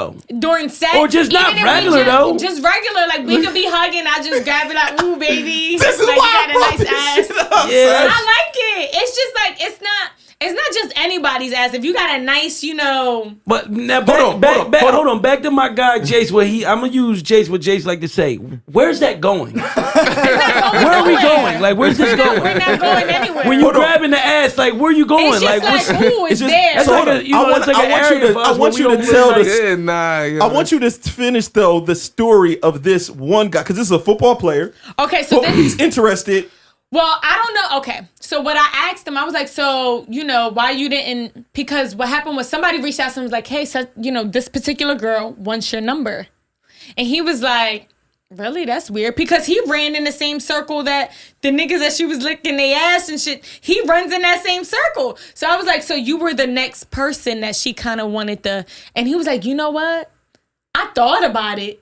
He thought about it, but he thought about what? Letting her do? Yeah, but so he you didn't pull sure the he wasn't trigger. like he's like Nicki, he like Nick Minaj where he's like, point me to the best ass eater. He heard I don't those think- war I don't think- stories. He heard those war stories and wanted to see what's up. That's what it I was. don't think that because he would have did that back then, and this was like years ago, and she just like reached out probably like last year on But he some thought shit about like. it. He Nah, thought he about it. probably might have He thought talked to about our homie who remember the doctor pressed the button in his ass and he nutted. Oh yeah. Y'all- Did that.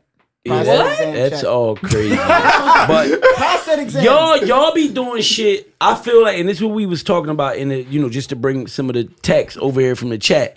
Y'all be doing like a lot of the shit that y'all do to each other. Y'all be thinking that shit cool to bring over here because we talked about how like girls when y'all had the sleepovers, y'all grab each other's titties. Y'all like, oh, you got a nipple. Yes, y'all and, do. And you like, you know, whatever. Y'all just real comfy around each other. You know, fat ass Very girl, comfy, girl, yeah, very getting comfy. fat. You've been Okay. doing lunges, like, and then you know you get around us like your man or dude you dealing with.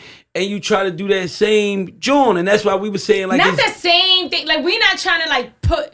There's certain, but you know, there's certain guys out there that like to get their butt played with. Nah, I don't know. You do know. don't We can't name certain people, but you do Damn, know. that's You crazy. know. Well, we gotta have a conversation. Right. We skipped a couple conversations then, But like, I think for women, you know, an ass fat, like, you know, you watching guys play football, they muscular, they squat, you know, you see them in them tights running. It's like a thing, like how y'all like looking at women's asses, we like looking at men's asses. That doesn't necessarily mean that we want to play with the booty, There's some females that do.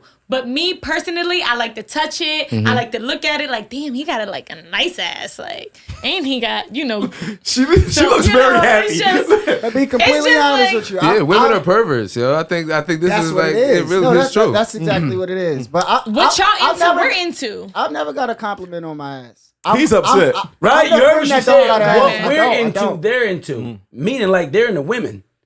We're into women. They're into women too. Sir, and women have more toys to get off. Yeah, yo. yeah, I feel like but women this is a have forever. more ways to get off. That's why. Yeah. They're You're not, right, you're they're right. not perverts outwardly like men. Like, Remember Right. this how we can kind of, you know, yeah. we have those options. This how we gave you the new alias in the group text. Why lesbiana? Why lesba? Well, lesba. The reason why they say Lesba. that though is because I was just like, you know, not that I'm into girls and I want to make out with girls, but I admire women. Like if they're beautiful, I'm like, oh my gosh, she's very beautiful. Or she has a great body, or she has, you know, I admire women. That doesn't necessarily mean I want to date women or I'm into women. Right. Nah. But I'm gonna tell you, Garnett wants to borrow your tights because he's You mad wanna that put 'em on? because nobody's complimenting him on his ass. No. I don't want the compliment, nor do I need it. I know that's not where I'm blessed. I got a flat ass. If I was a woman, it'd look crazy back there. Yeah, he don't got no body. They just call him Tariq in the club. They told him he Tariq in Truth nightclub. He ain't got no body. That's it. Oh my god. That's not my thing, no. But I do know that it's a thing. I have friends that like we'll be out and a girl will compliment his ass. It's like, what the fuck? Where my compliment at? Now it got me showing off. I'm making sure I got a little chub up front to show the little. I'm compliment something, compliment this. He like, you see this? Listen. Exactly. Again, women and men, man, the rules, the laws, the creatures is so different because we cannot do that. Like what you just said about complimenting your homegirl and all that shit. I can't. Dev could walk in the room like I ain't seen him in months. He been hitting the gym. I'm be like, you know, we might say some shit like, okay, you know, we get like tough and it gotta be joke. We gotta be like cracking, like you stocky about to bust through the door, nigga. You big as hell like a comic hero, nigga. It can't be like. You looking handsome, Dev. Yo. Your physique, Like- Dev, your physique is like, nigga, you're sexy today. We Squats just is can't paying do that. off, dude. Those Yeah, squats is yeah. paying. No, Yeah. the worst is with like, see, Von Brown, he'll try to say something crazy. Like Von Brown will be like, you getting thick, Rich. Yeah, that's crazy, getting thick. Tell a man you're getting thick is crazy. No. The crazy thing is, women be calling men thick. I think that's a crazy thing too. Nah, we do. And it's like a That's a certain crazy thing. time that you probably shouldn't say shit to like a man when you compliment him, like because it's like when you like go swimming or something, you're not gonna tell a nigga at that time, like, yo, when he take off all his shit, like, yo, you alright. Garnett, you been at edge. And you like, hold up, man, this nigga been rapping the whole time my shit, I was dressed and ain't saying word. He looking too much, man.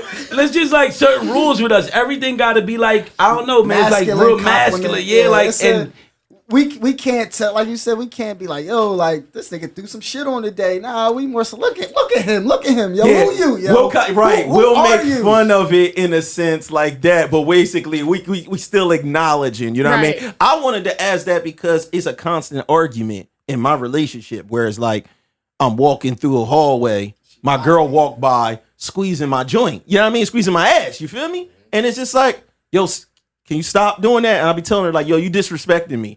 I'm not disrespecting you. So what? I just want to squeeze. And it's just like, yo, stop squeezing my motherfucking ass, man. I ain't even Girls got shit do to what they squeeze. want. I had to But if y'all, Women do what they on want. top, right? If y'all on top and we squeezing y'all ass that way, you don't Nah, care, nah, right? no, You don't care. Even that's Wait a Do minute. not grab and spread my ass. even that's weird. Yeah, like, This ain't the You focus. are man. back there, right? nothing. No. Yes, you are. Nigga, if No. you're in the middle of a nut and she's squeezing your ass, that's gonna stop you? I'm stopping. I'm gassing. Listen, I'm not really, listen, hold on, because I've had one or two joints grab the ass when I'm trying to dig up in her and it's missionary and she's on bottom.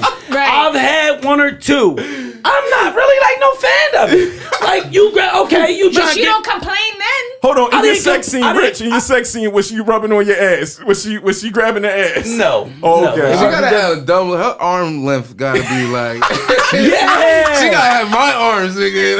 Nah, but like if you in there though, and she's like open. I only had one that I can really remember. That I definitely would never put no names out there. But I've had one that I remember. It's kind of crazy because I see her pictures now on Instagram and everything. I remember. I was like, she was like, it was like passionate sex. Like, and I felt like that's why she was like grabbing like my ass, like nails all in my ass, and I'm like, it was different. I was like, this is weird, but it was whatever. I didn't, But you kept humping. yeah, she ain't trying to go nowhere in my ass. She was just grabbing my cheek. She ain't like trying to like go in my crack. Oh no, That's what I'm saying. Like, grabbing the cheek. She didn't violate any. She didn't. And she didn't violate. just like Jay said, this was She an didn't violate. anatomy lesson. Yes. The women's arms aren't long enough to do all of that. Yeah, no. Not to So, go you know, all in. No. Yeah. Not all the way They just around. want to Grab grab. the- They're just trying to force the I hump. like your arms. She gotta have Squidward arms. Yeah, if I'm on top, I like your arms. Just let me, like, they down there. Help me hold your legs up. Do something. Help Nah, me. but what about if we want to like caress? We making love. We want to like. What this is? You get my back is there. But what about we want to push you in deeper? We gotta grab the ass to kind of Nah, like. you could do that from the lower back too. From the lower back, Nah, you can still I don't get wanna that grab the- same thrust. You ain't gotta get you. I don't need help going in deeper. I'm good. I'm going to go in. If you say that, so. Nah, but that ass That's grab is like suffocating weird. though. It'd be all hot in here. Like when you get too close in anyway, Right. it'd be. But what about? I don't if think he's the like, ass grab is as bad as like going in the ass, but Yeah, the ass grab is still no, weird. I think that is where the ass grab. But even for guys, y'all be really trying to violate us as women. Y'all be trying to go in the ass. Yeah, Come I on, mean, That's Like, how what you about- hug. what- She done caught Jace Listen, off listen. guard. Jace, No, I know, he looking at me like, oh wait. Jace in the ass. He like. Like, say if we, a female's on top and y'all grabbing her and you try to stick your The finger in finger. her butt. Yeah. but I'm not with it dep- that. Like, Oh, I mean, I but gotta that's be it's prepared. preferences. It's preferences. That's true what you know? saying though. We rough y'all up, period. Because we do like the pull hair. We like the, for me, like I like it a little Shit rough. they like that's Right, a lot of that shit. Not all They- women like that. Right. No, Not all no, women. no, It depends not on the woman. all, You know? right, true. I ask. True. Try to gauge When that, in but- doubt, just ask. Right, see? True. That's it. But That's you know, simple. certain Yeah. guys don't ask. They trying to go in. You like, whoa, what happened? Hold on. But then you But got they don't know what they're doing, and this is why. Because if they've never asked. If they don't ask you, they never probably ask. They don't know what they're And doing. then you 'cause got need a woman females- to tell you what to And do. then you got the females that fuck it up for us too, because you got the females that'll be like, oh, nigga, don't be asking me, don't be talking to me during that shit. Just do what you came to do. And then you do some shit that she don't want to do. And now you feel like a whole weirdo. She's like, hold up, nigga. What the fuck is you doing? Like, you just told me to do me, to get reckless. Yeah. Like, I mean, to go crazy. So it's like, you got to be mindful with what you say. And that's why I don't mind asking, like Jay said sometimes, like, listen, do you do this? Like, do you operate? I'm a super freak. Or Yeah, you whatever. do gotta You know what I ask mean? because I come from a pervert background and I watched too much pornos like in my young days. So it was situations before, like this one situation, I did something that I didn't know was a violation. Right? I'm hitting the joint. I got a yondom on. Right? We rocking out. I never bust in the yondom. I pull the yondom off, hose her down. She hose her down. You feel me? She's looking at me like, nigga, what just happened? Like, why'd you spray me down like that? Why you ain't busting the joint? I was like, oh, I thought You that's thought how. that was it. I thought this was how it went down every time. You Like, feel where me? did you spray? Near her face or her Yeah, body? the whole- but in your youth, you got a longer trajectory. You feel what I'm saying?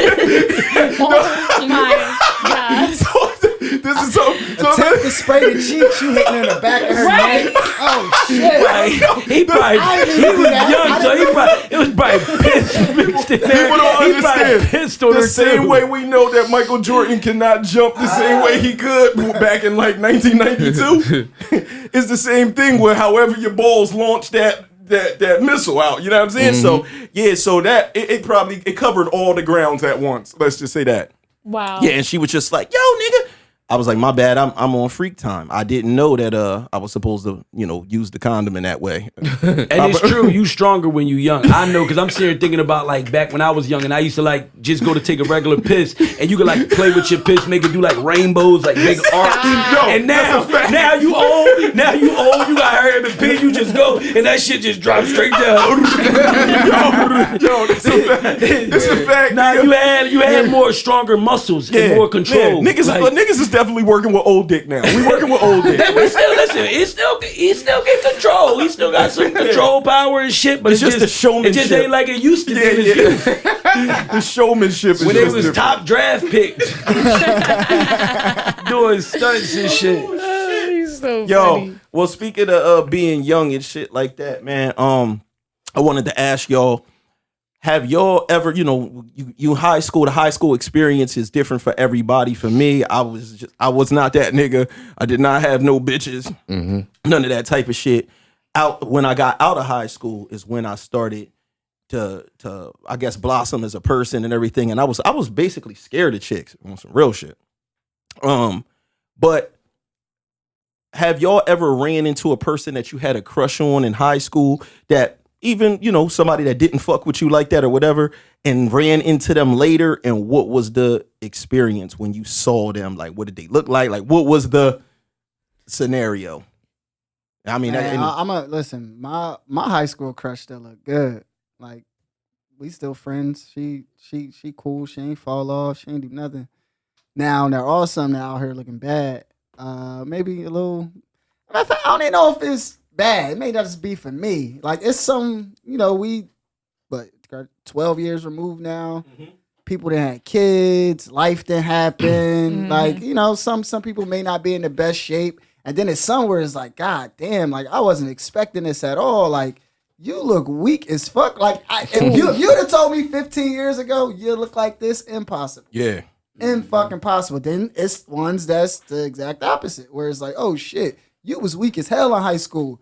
You bad now. Oh yeah, there was definitely some step ups you are too. super right now. Like, time did you well, but I mean, I ran into something like years ago in like a fucking Walgreens, and how I knew she fucked up was the way she felt about running into me was almost like she was embarrassed, like head down, like for real, like head down, like, what's up, Dev? You know what I mean? And I felt good, nigga. I was in tremendous shape. I just so happened to have my outfit on. I didn't dress myself because I can't dress. You know what I mean? I had fresh sneakers on. Called it an outfit. Yeah. Wear an outfit, nigga. So I wanted to step to her just to be like, hey, so how you been? How you doing? I can see how you doing. You're doing terrible. But I'm asking, you know what I mean? Yeah. To make myself feel better about back in the day when I got played out.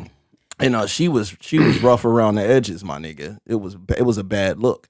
And I've ran into that a few times. The chicks that, I'm 40 now. So, Was she like, was she like, because I think it matters when like, I think back in the day, like when you were young, I guess, and you seeing these people, I think it kind of like matters. I think like depending how you gonna be in the future when you see them again, how they was back then, it kind of like play a part in that. Right. Like if they was good people, you don't care. Like you don't even look at that. She might have been bad as shit, ain't give you the rhythm, ain't really give you the shot, but she was always cool with you. She had good rhythm. She wasn't like a bad person. But then you got people who was just like, full of themselves. Fuck out of here, nigga. Right. Who is you talking to me? Maybe a little overboard with the conceitedness, because it happens. It happens. Can I keep it real? I know right now things are sensitive, in race relations, but I have to tell the truth here.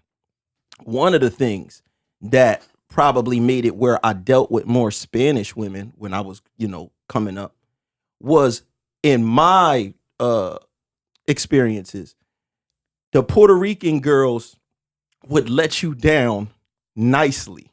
The black Johns would put you on blast. Like, this nigga thought he could talk to me. Who the fuck? They gonna tell everybody, you know what I'm saying, that you tried to holler, all that shit. But the Spanish Jones would be like, I got a boyfriend, whatever, get lying. You know what I mean? When next thing you know, she fucking your mans or some shit like that. You know what I mean? But it was those type of situations. So what Rich saying, how they treated you definitely goes a long way. Like this particular Joan, she was like, type disrespectful. And, now she wish she could fuck with a nigga like me. You know what I'm saying? Go Yeah, ahead. see, 'cause No, I said, ooh. my face is situation, real. now my situation a little different. That's why I said that, because my situation, like, I got a crush or two out there that I probably never got to. You know, we just never, whatever. But we might have had a few conversations that was cool. You know what I'm saying? We might have had a few conversations that was cool. I can't really think of nobody who was like crazy that made me like mad or something like that. I really can't, man. I just know, like, I mean, I have seen, you know what it is? They don't really be my crushes, but I be seeing broads who, like, I may have been attracted to, or I may have thought was like super decent, super bad. And then I might actually like meet them or finally like run into them in the physical, you know, and they don't be like kind of like what I thought they was. Yeah. You know what I mean? Oh, that happens Or they a might lot. or they might open their mouth and just Turn off. ruin everything that Turn off. that I thought. You know what I'm saying? So because I can't really think of like the crush situation. Like I said, I only remember one or two, and they around, they still bad. And if I see them now, I still say, hey, what's up? And they still like, you know, they still decent. I had one like major one that I was like, yo, like the Joan was like one of the baddest Jones in school, all that type of shit. And what happened was one day I was like in art class, and the chick came up to me and was like, yo, I really want to learn how to draw. I'm interested in this. You know what I'm saying? I wanted to, you know, could you teach me? Now, I would have told anybody, get the fuck out of my face. I don't got time for that shit. But I'm like, yes. You know what I'm saying? Bet. You thinking buns. So I'm like, I'm just thinking like I get to be in their presence. I'm a nerd nigga. You feel what I'm saying? So one day, you know, we supposed to meet up after school. We meet up. She ain't got none of her art shit. You know what I'm saying? So I'm like, yo, where's your shit? You said you had your portfolio. So she was just like, yo, I ain't want to learn how to draw. You know what I'm saying? Like, I fuck with you. Like, I wanted to kick it with you. I really came over here with no draws. So I'm like thrown off. I'm thrown off. Like, yo, what's happening? You know what I'm saying? So me and the chick start talking or whatever like that, right? Everything seems to be going well. So one day, I got my cousin with me, right? He that nigga. I ain't going front. He that nigga, right? And you know, we all kicking it around each other and everything like that. So now she's acquainted with him or whatever. And then one day we on the phone, and she tells me like, yo, I gotta talk to you about something. You know what I mean? And she's just like, yo, I gotta be real with you. I can't stop thinking about your cousin. Right? Wow. But the craziest part was the nigga was like such that nigga, because I learned a lot about like getting chicks. I learned it all from him. You know him. You actually know him. I ain't gonna mention him no more, but Okay. you know who it is. Because he was around us all the time in the beginning. Yeah. So fast forward, she ended up going that route, ended up fucking with him, all that type of shit. Of course, got done all kind of dirty, all that type of shit. Of course. Which fast forward now, I'm probably around like 31, something like that. Popping, we got the studio, everything. I got D's'd up, all that shit. She ends up hitting me up on Facebook. You know what I'm saying? Now, if anything, she aged better than what she was in school. Like, she's like a better, more grown version of what was there. She like, yo, I want to see you. Listen, call me on this number. I'm married, but this is what it is. Shoots, comes through the studio. Ends up kicking in here, bringing me food and all this type of shit. And before I went in, like I was about to go in, I really couldn't stop thinking about, for some reason, this is how you know certain shit like stays in your brain when you young, like, and really attaches to you. I couldn't stop thinking about the fact that she dissed me when I was a kid, right? And it made me think, I don't like the idea that she thinks she could come around this many years later and bag me when I'm up. Like, bag me at any time. So I just deaded it. Like, I literally was like, nah, yo, I'm good on this. You know what I'm saying? Like, I don't want the food, nothing. You know what I mean? Nice seeing you, and keep it pushing. And I felt better about it until like a month later when I was like, I should have smashed. You know what I'm saying? Like, Some it's set up for that window. It's like sometimes it's set up for the revenge. It's set up for that. yeah, sometimes but it was, you gotta cash. but in, it was man. just the thing is that at the end of the day, you got to remember this person married. They just going back and grabbing up a lost treasure. They look at like, oh, I missed out on this. Let me go and grab Oh, it. that's You So feel what you I'm could saying? still end up feeling like a piece of meat at the end of this. Correct. Because you gotta also remember when you young, right? When y'all 16, that's the time period where like what Rich was talking about with his baby mom, they making love to taffies. It's magical with people on the phone. Like this is a chick that my mom had to ban from calling the crib. Cause she's like, caller ID just came out and it's like, this bitch called the house 48 times today, Dev. Tell her to stop fucking calling my crib. You know what I'm saying? Like, that's how much you be like that. What if I would have smashed and ended up on the bop? What if I would have been, you know what I'm saying? At the end of the day, I'm really a good nigga. You didn't want to feel like your dick was always available for 20 years. Exactly. Your dick is always just there. Yeah. I get it. I get it. You preserved yourself, which I can respect that. He didn't want a chick to pop up 20 years later. You still giving away that dick? Exactly. She popped up 20 years later and said, Dev, what's up? You still want to do something with that dick? It make it seem like I was staying up all night in line for the new Jordans. No, it don't. No, it does not. He look at it different. I know I ain't dick though. No, he one of them niggas that think revenge. No, it's not even about the revenge. It's just, it is what it is. Like, y'all was kids at that time. Like, it's cool. Y'all had whatever y'all had. But she played him. But no, this is the grown man sex now. Like, sex had a kid, both of y'all didn't know what y'all was doing. You experienced her in her prime and she still was looking good and what it is. It's that's like, a fact. This is a different type of vagina. Yeah, but they was going through some things. I mean, I wouldn't do it, but talk about that.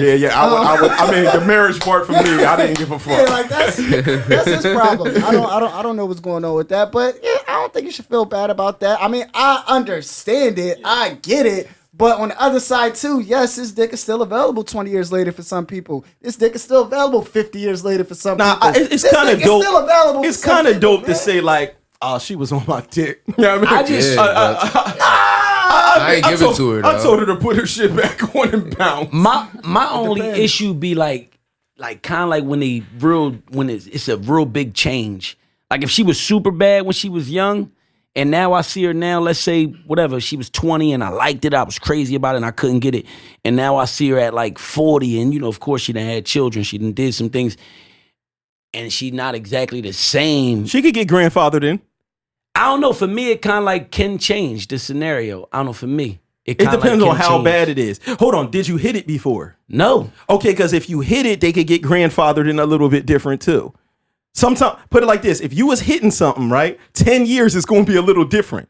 Sometimes you hold on to the memory of what it was, like it's not quite what it was, but they got that past. It's not a new body. You know what I'm saying? Women should look at it like that. It's kind of like, oh, they do. They definitely recycling shit out here. It's like, you fucked me when I had a hairline and when I didn't, bitch. You know what I'm saying? Or like even for a female, she like for me, like I lost my virginity at 16. So like that experience with that person was different. But if you see him now as an adult, I'm like, I wonder how that is now. So, like as an adult. So he made a come up though. So, yeah, like he got some. I'm talking about a decline. Rich saying like you saw them back then. Now they done put on some pounds. They different. How he responds to them after the decline. Yeah, I mean, but back to what Wally was saying, period. That's a cool topic to even get into and talk about at some point too. Like just the young sex, the old sex. Cause I think of it like, okay, young, you fresh in it, you fresh into just having sex, you young, you energized, your stamina crazy, so you going crazy. But you can't sleep on the old neither because when you old, don't get me wrong, your energy and stamina and all that might be a little different. Niggas got go-to moves. They got shit out there for that. Finishing but moves I feel like at this point is when you might be. Listen, I feel like at this point is when you might be like really like freaky and like crazy the most. Well, because you know your body. You know you're about to fucking die soon. You also know. It's kind of like being a martial artist. Like I feel more like a black belt. Like I'm a black belt. I got years of technical ability. Right. Mm-hmm. You kind of taught yourself. It's almost over, man. Go crazy. You about to die. Fuck you mean? I'm going crazy. I want to do freaky shit. I'm about to die. Come on. Oh my God. We got here from... We never even found out if his girl tried to lick his ass. Because I'm still trying to put her on blast. Just in case so she could be like, nigga, I know you didn't tell everybody in that interview that she tried to lick his. Well, going to, Jess is of, she's Italian. She's of the Caucasian persuasion, as they say. Going back, I was pro-black, so I still am pro-black as hell. But what I realize is that, when it comes to matters of love, and this is something I had to wisen up to, And I think that's why I have like, you know, a white girlfriend, is because it's like it just the same reason I think I have a daughter as opposed to a son. I just think, you know what I mean, like certain shit, it was just meant to be, because it changed my character, it changed an aspect of me, it just made me look at the world completely differently, you know what I mean. And so I don't in think terms race kind of defines like people's love for each other. So if you can get that same energy from her, here's the thing, in some cases, some people, because you know, I'm dark skinned, so I grew up around, you know, my family, we dark, you know what I mean? Like, so I always looked at whiteness different. I was taught about it different. You know what I mean? It's like, you know, even growing up, my mom would say, you gotta work harder than little white Joey. She would always say that. You gotta work harder than little white Joey. You know what I mean? And I just was always in my head. And my aunt used to pick on me too when I was younger. Like, you know, about like, oh, you want a white woman? You want a white woman? Like, nah, what you mean? Like, nah, like that. That caused a resistance. It was a resistance I didn't know about. Okay. Yeah, that's how I was, you don't bring no white woman around here. And like, and as I got older, you know, it was less of that. It was kind of like, but I feel like I understood that from my childhood. And then it was, so that definitely played a role. But then it was like, I kind of went in opposite directions at the same time. Like growing up, I was raised Christian. And then I started phasing out of Christianity. And at the same time, that's when I started getting into like black nationalism. That was one of the things that was taking me out of Christianity, learning like, my history, where I came from. This was forced and on all you. of this shit was completely forced. Yeah. And then they stole it from, you know what I mean, shit that like the origins are from our people. And then they took it and then they sold it back to us with their people replacing, you know what I mean? Cast members. Like, yeah. exactly. Don't worry about that. No, that's cool. Okay. So yeah, you know, but at the same time, I think it started as I started reading, and I'm like, you know, it's about humanity as opposed to races, and I feel like we always segregate ourselves. It's divide and conquer. That's the thing that I learned. So did she divide your cheeks and lick your ass? No, she did not divide my cheeks and lick my ass. He divided them cheeks and licked her ass. That's what happened. That did happen. Thick white women is a black man's kryptonite. I promise you this. Thick white women So drive niggas crazy. White women, I don't know. I this is my first white girl. This was my own. So he knows white women. So I don't know one white woman. I don't know white women. That's why I said all that to say. Really, he's making this very clear. How long you been with wifey? 8 years now. Oh wow! Now, She came, she saw, she conquered. Just because I'm intrigued by the conversation. I salute you. You know, just from the beginning, from your music career to like you going from how you did it with tracks, trying to get information to fucking trying to find a place to stay. The whole shit. Like, it's an amazing story. I think today's episode is amazing, just based off you alone, and now where we going with it now.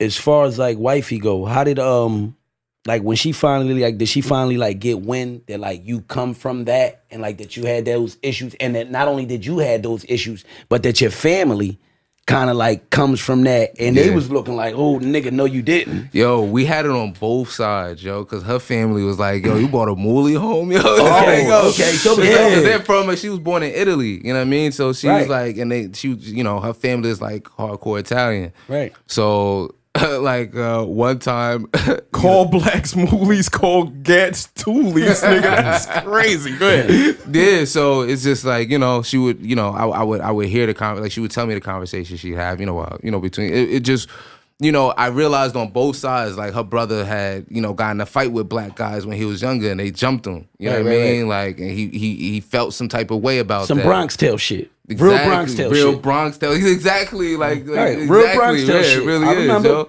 So it's just like on their side, you know, I felt like I had to be a representative for my people, but I feel like she felt like she had to be a representative for her people. Like we always kept in mind each other's cultures, and I think we're always mindful of each other's cultures.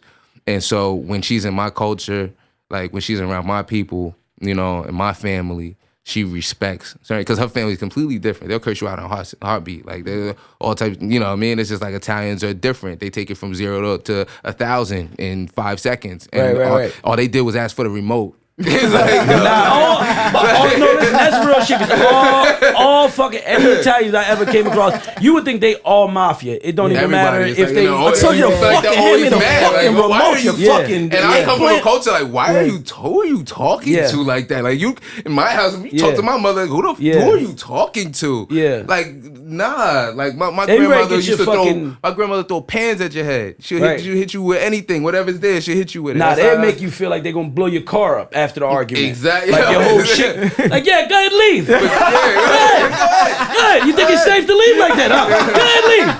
I don't fucking your whole See, I shit. told you. See, look, he can't even take the joke. He can't even take the joke. And see, look at him. It's like, damn, yo, now I look like a bitch. You know? Like now that it's like, so it's just I had to approach it. You know, it's different, but I love the challenge, and I think that's what made us Have both both stay.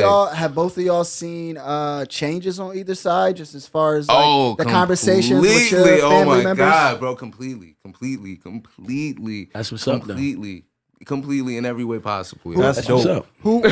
Who would you say probably changed the most as far as like who was just on some like, yo, don't bring no white women home, this and that, and then now it's like, you know what? I'm happy that you brought her here. I appreciate it. I'm learning more. Oh, my mother, Shout out to like, Mom Dukes. yeah, shout out, like, mom. I mean, my mother has grown over the years. She's a completely different person than who I was when, growing up. She's just grown. I've seen, it's mainly in her, because she loves, like, that's what helped to keep us together for so long. Was the fact that like my family loved her, and I'm like, it was like, wow, like and she's white, Yeah, right. And they gonna tell you fucking up when you about to that Yeah, situation dissolving. Exactly. And my baby mother, my daughter's mother is a beautiful person. She's awesome. We weren't compatible for us. Let's just say like what we wanted. I wanted to do music. I feel like, she wanted us to have jobs and be stable. And I completely understand that. But culturally, like, my daughter's mother's Dominican. You know what I mean? And Dominican culture. Shout out to the Dominicans. Shout out to the I'm half Dominicans. It's Dominican. like, okay, yeah. So it's like, you're gonna get that job, right? That bank job, right? Because like, they got the bank job, a cousin, I'm not naming any names, but got different jobs, and it's Right. They got the connects. They got the connects, exactly. Right, So they we can connect. connect you. But me, especially as I'm not like, Lucky nah, you wasn't I want in the the- you connect. lucky you I wasn't in want to the do it on streets. my own. Lucky you wasn't in the street. She probably know. could have connected you that way too. My other uncle. He got the uncles, he come here and he leave and he come, but he come heavy. Yeah, exactly, yeah. But so it was just a different situation, and I think for me and Jess, what connected with the fact that we were both into art and music, like we were into like similar things. She's not a musician, but she had a different understanding of the arts versus like my other, like, and then I've dated Puerto Rican women. Shout out to Puerto Ricans. You know what I'm saying? I have nothing against like dating Haitians. Man, yo. listen, I hated how's that Haitians. Italian cuisine? 'Cause I know you done had Yo, some. I know you the done been over to irony the. is, I Come don't on, even cuisine, like you talking- Italian food. Me neither, yo. man. So- I'm glad you oh, said yeah, that. so 'Cause I was she- about So to say- have you been They to made it some? for- Have you been to some functions where it's out there? Yeah. I mean, we went to Rome together, yo, and I was like, yo, like, Rome, You don't like Rome. pasta? and I didn't even I don't even like pasta, bro. Me neither, my nigga. That's what's up. Yeah. Yo, I had official That's pasta great. there, and I was like, yo, what I realized is America has the best food, hands down. Sorry, everybody else in the world.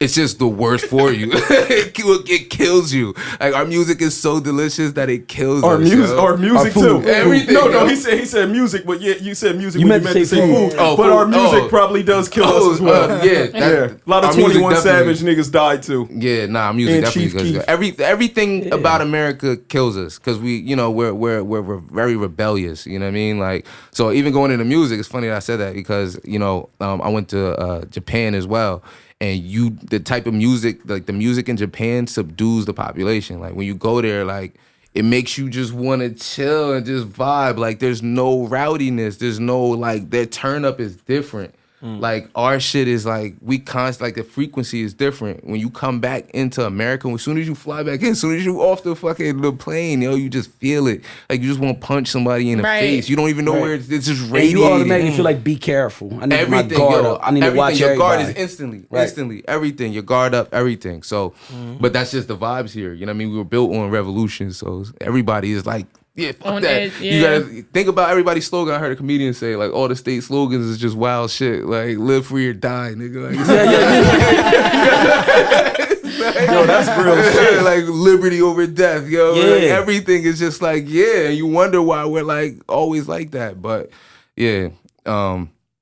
So yeah, shout out to white girls. You know what I mean? It's my first white girl. Shout out to the Italians, man. Shout out to the Italians. All my Italian Now, plugs, white girls, all my paisans out what I there. say is white girls, we talked about this on the show before, and white girls are definitely club dick grabbers. They will grab your dick in the club. But what I will say is that black girls grabbed my dick before. we gonna talk about this. I've been raped by fucking in the open by black women. Yeah, I'm just nothing against my black women. I love my black women. Wally and CC right now it's 4 men. It's just Wally. But when it was Wally and 3 other women, shout out to DJ Chelsea Lee. I think it was Sin and it was also Angelina were all there. They all denied 100% ever having any involvement with dick grabbing in the club, really? And act like they didn't know any other woman that has ever done it before. That's a lie. Meanwhile, it was brought to my attention or reminded. It's a prevalent thing. It happens all the time. All the it time, happens every night. And we had a party. We had a party here. This is the story everybody came for. Something happened. An incident happened about 12 feet from where I am right now. Your dick was grabbed at one of our parties. Hold on, let's rewind. You gotta paint the picture. This was, I believe, New Year's Eve party. I think we got together this party in like less than 12 hours, packed it out. It's crazy in here. And Vet ends up bringing one of her friends. Her friend Cups and cakes is going around in this goddamn party, supposedly, and grabbing dicks. It's not supposedly. She was grabbing dicks. She's definitely doing she missed out on the one that she wanted. He was opening that shit. She could have grabbed this dick. She didn't even have to ask her nothing. I'd have pulled it out for her, but she didn't find me. She ended up finding Jase. She found a bunch of people, and Jase might have been the last nigga that she found. Well, I mean, I don't remember that night, honestly. When was that? Okay, well, we're going to fast forward this. Yeah. Your dick was grabbed. Yes. In this party. No. I'm telling you. Oh, yes. okay, all right. No. Yeah, I thought you would have remembered this. I didn't remember this. Your dick was grabbed, and when your dick was grabbed, you were highly upset. I can't remember whether your girl was here. I think she was. No, she was here. She was definitely here. The chick grabbed your dick. She was drunk at this point. Her wig was a little bit crooked. You know what I'm saying? It sat upon her head. You pointed that out to her in insult. When you yelled at her like, "Oh, dick, you grabbing, bitch!" Da-da-da. You was black and like, "Go fix your fucking wig." And that's when I noticed that her shit was kind of like, you know how Memphis Bleak wear his hat like up. You know how Memphis Bleak have his joint. Memphis Bleak is with the little cut. Her wig was a little off because it was a party and we really party hard. We party hard. It was a lot of twerking, I completely forgot a lot of about sweating, that. and you blacked on her, and literally she tried to fight you afterwards. She tried to swing on him and everything because she, I guess, was embarrassed that he didn't take to the dick grabbing and everything, because she grabbed the dick, was smiling all in your face, like ready to go. You shut her down. Then you know what women do? They turn everything into little ass dick, nigga. They try to play you, and she was just smiling all in your face, trying to suck something. You know what I'm saying? Exactly. And then she had to be removed forcefully out of this venue. Yeah, she had to be removed. The reason why you probably don't remember that is because that's the night you fucking ruined my couch and threw up all inside my shit, dog. Yeah, I was fucked up that night, yo. That was a good New Year's, yo. That was disgusting. That's fucked the night New up. Year's, yo. That was a good good party, man. It was a good party, yo. Another one I Don't missed. throw great parties, you want problems. That's why I stopped throwing parties, yo. Cause my floor, it would be sticky by the end of the night. It would like I had like, Yeah. No, he and when I say it stunk so bad, like this nigga threw up all in a not a leather couch, like it's like suede, right? like yeah, it's like soaking. I couldn't even do. I was sitting there like, ooh, you know, how you start. I hadn't like, thrown Yeah. up at that Gagging. point. It had been years since I had thrown up, yo. So I give you had the honor of making me throw up. No, that Pause.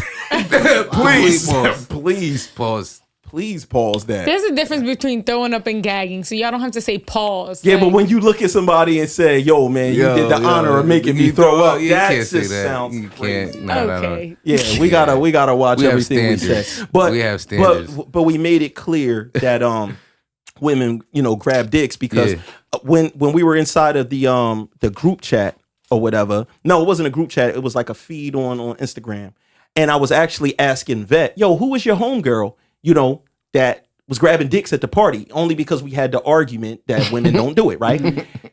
I think Wally's covering up for somebody because Wally thought I was talking to her and she answered back like, "I can't remember her name." Like she answered some shit like that. So I'm like, hold on, Wally. Wally knows some dick grabbers. I thought he was talking know to if me. yo. Yeah, so Wally knows some dick grippers. So You that know means some. Wally really do know dick grabbers, Nah. and she was trying to cover it Listen, up. women, regardless of how they try to act, man, like they hate us, man, women love dick, man. So I'm not I mean, surprised by no yeah. women that's grabbing dick. I'm not surprised by none. The women I've never had my dick grabbed. I can't sit here and lie and say that I've had my dick grabbed. But I've had conversations with women where we'll talk shit, and next you know I'll whip it out and just slam it in their hand and shit like that when I was young. But you see how he said, listen, first off, if I muted Porter Rich, right? If I showed you footage of Porter Rich saying that, and I muted him, and you just saw his facial expressions, it would Cause look that's like, how it used to have you feel when you talk shit. They be like, you ain't got shit. You ain't got, and you be like, yo, you really don't want to pull your dick out because you like, no, like for me now it's like definitely a no. Like if we ain't going to work, you're not even seeing my dick. Like, but back then I used to just be like, oh, like she really think like I'm playing. So you just really be like, you know what? You done snuck your hand down there and shit. You like, I'm telling you, man, stop playing. what you supposed to do is wait until they sit. sitting down and then put it on their shoulder. That's what you're supposed to do. You want them to look over. Right. You know what I'm saying? Motherfucker dead in their hand, like, here, give me your hand. Here. She's like, oh shit. Yeah, that's what Garnett was hoping for. He left the party early. But you left the party early because I believe you ended up in some butt, and that's why you dipped out. I had to get up out of But Yeah. yo, Sneaky your nigga. couch, I have to blame Nodic and I have to blame Razor. This was about 4 or 5 years ago. This is their fault. We were all facing a bottle of what is Hold it? Seagram's on. Are gin. you sure it was New Year's or was it when the DJ was under the table? That's a different party.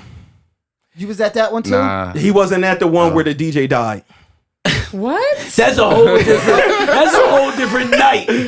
Yeah. He said the DJ When the died. DJ died. yo. Right? That's like a That's whole a James DJ Bond like movie. That's nigga. like a whole cap. That's like a whole caption for a joint.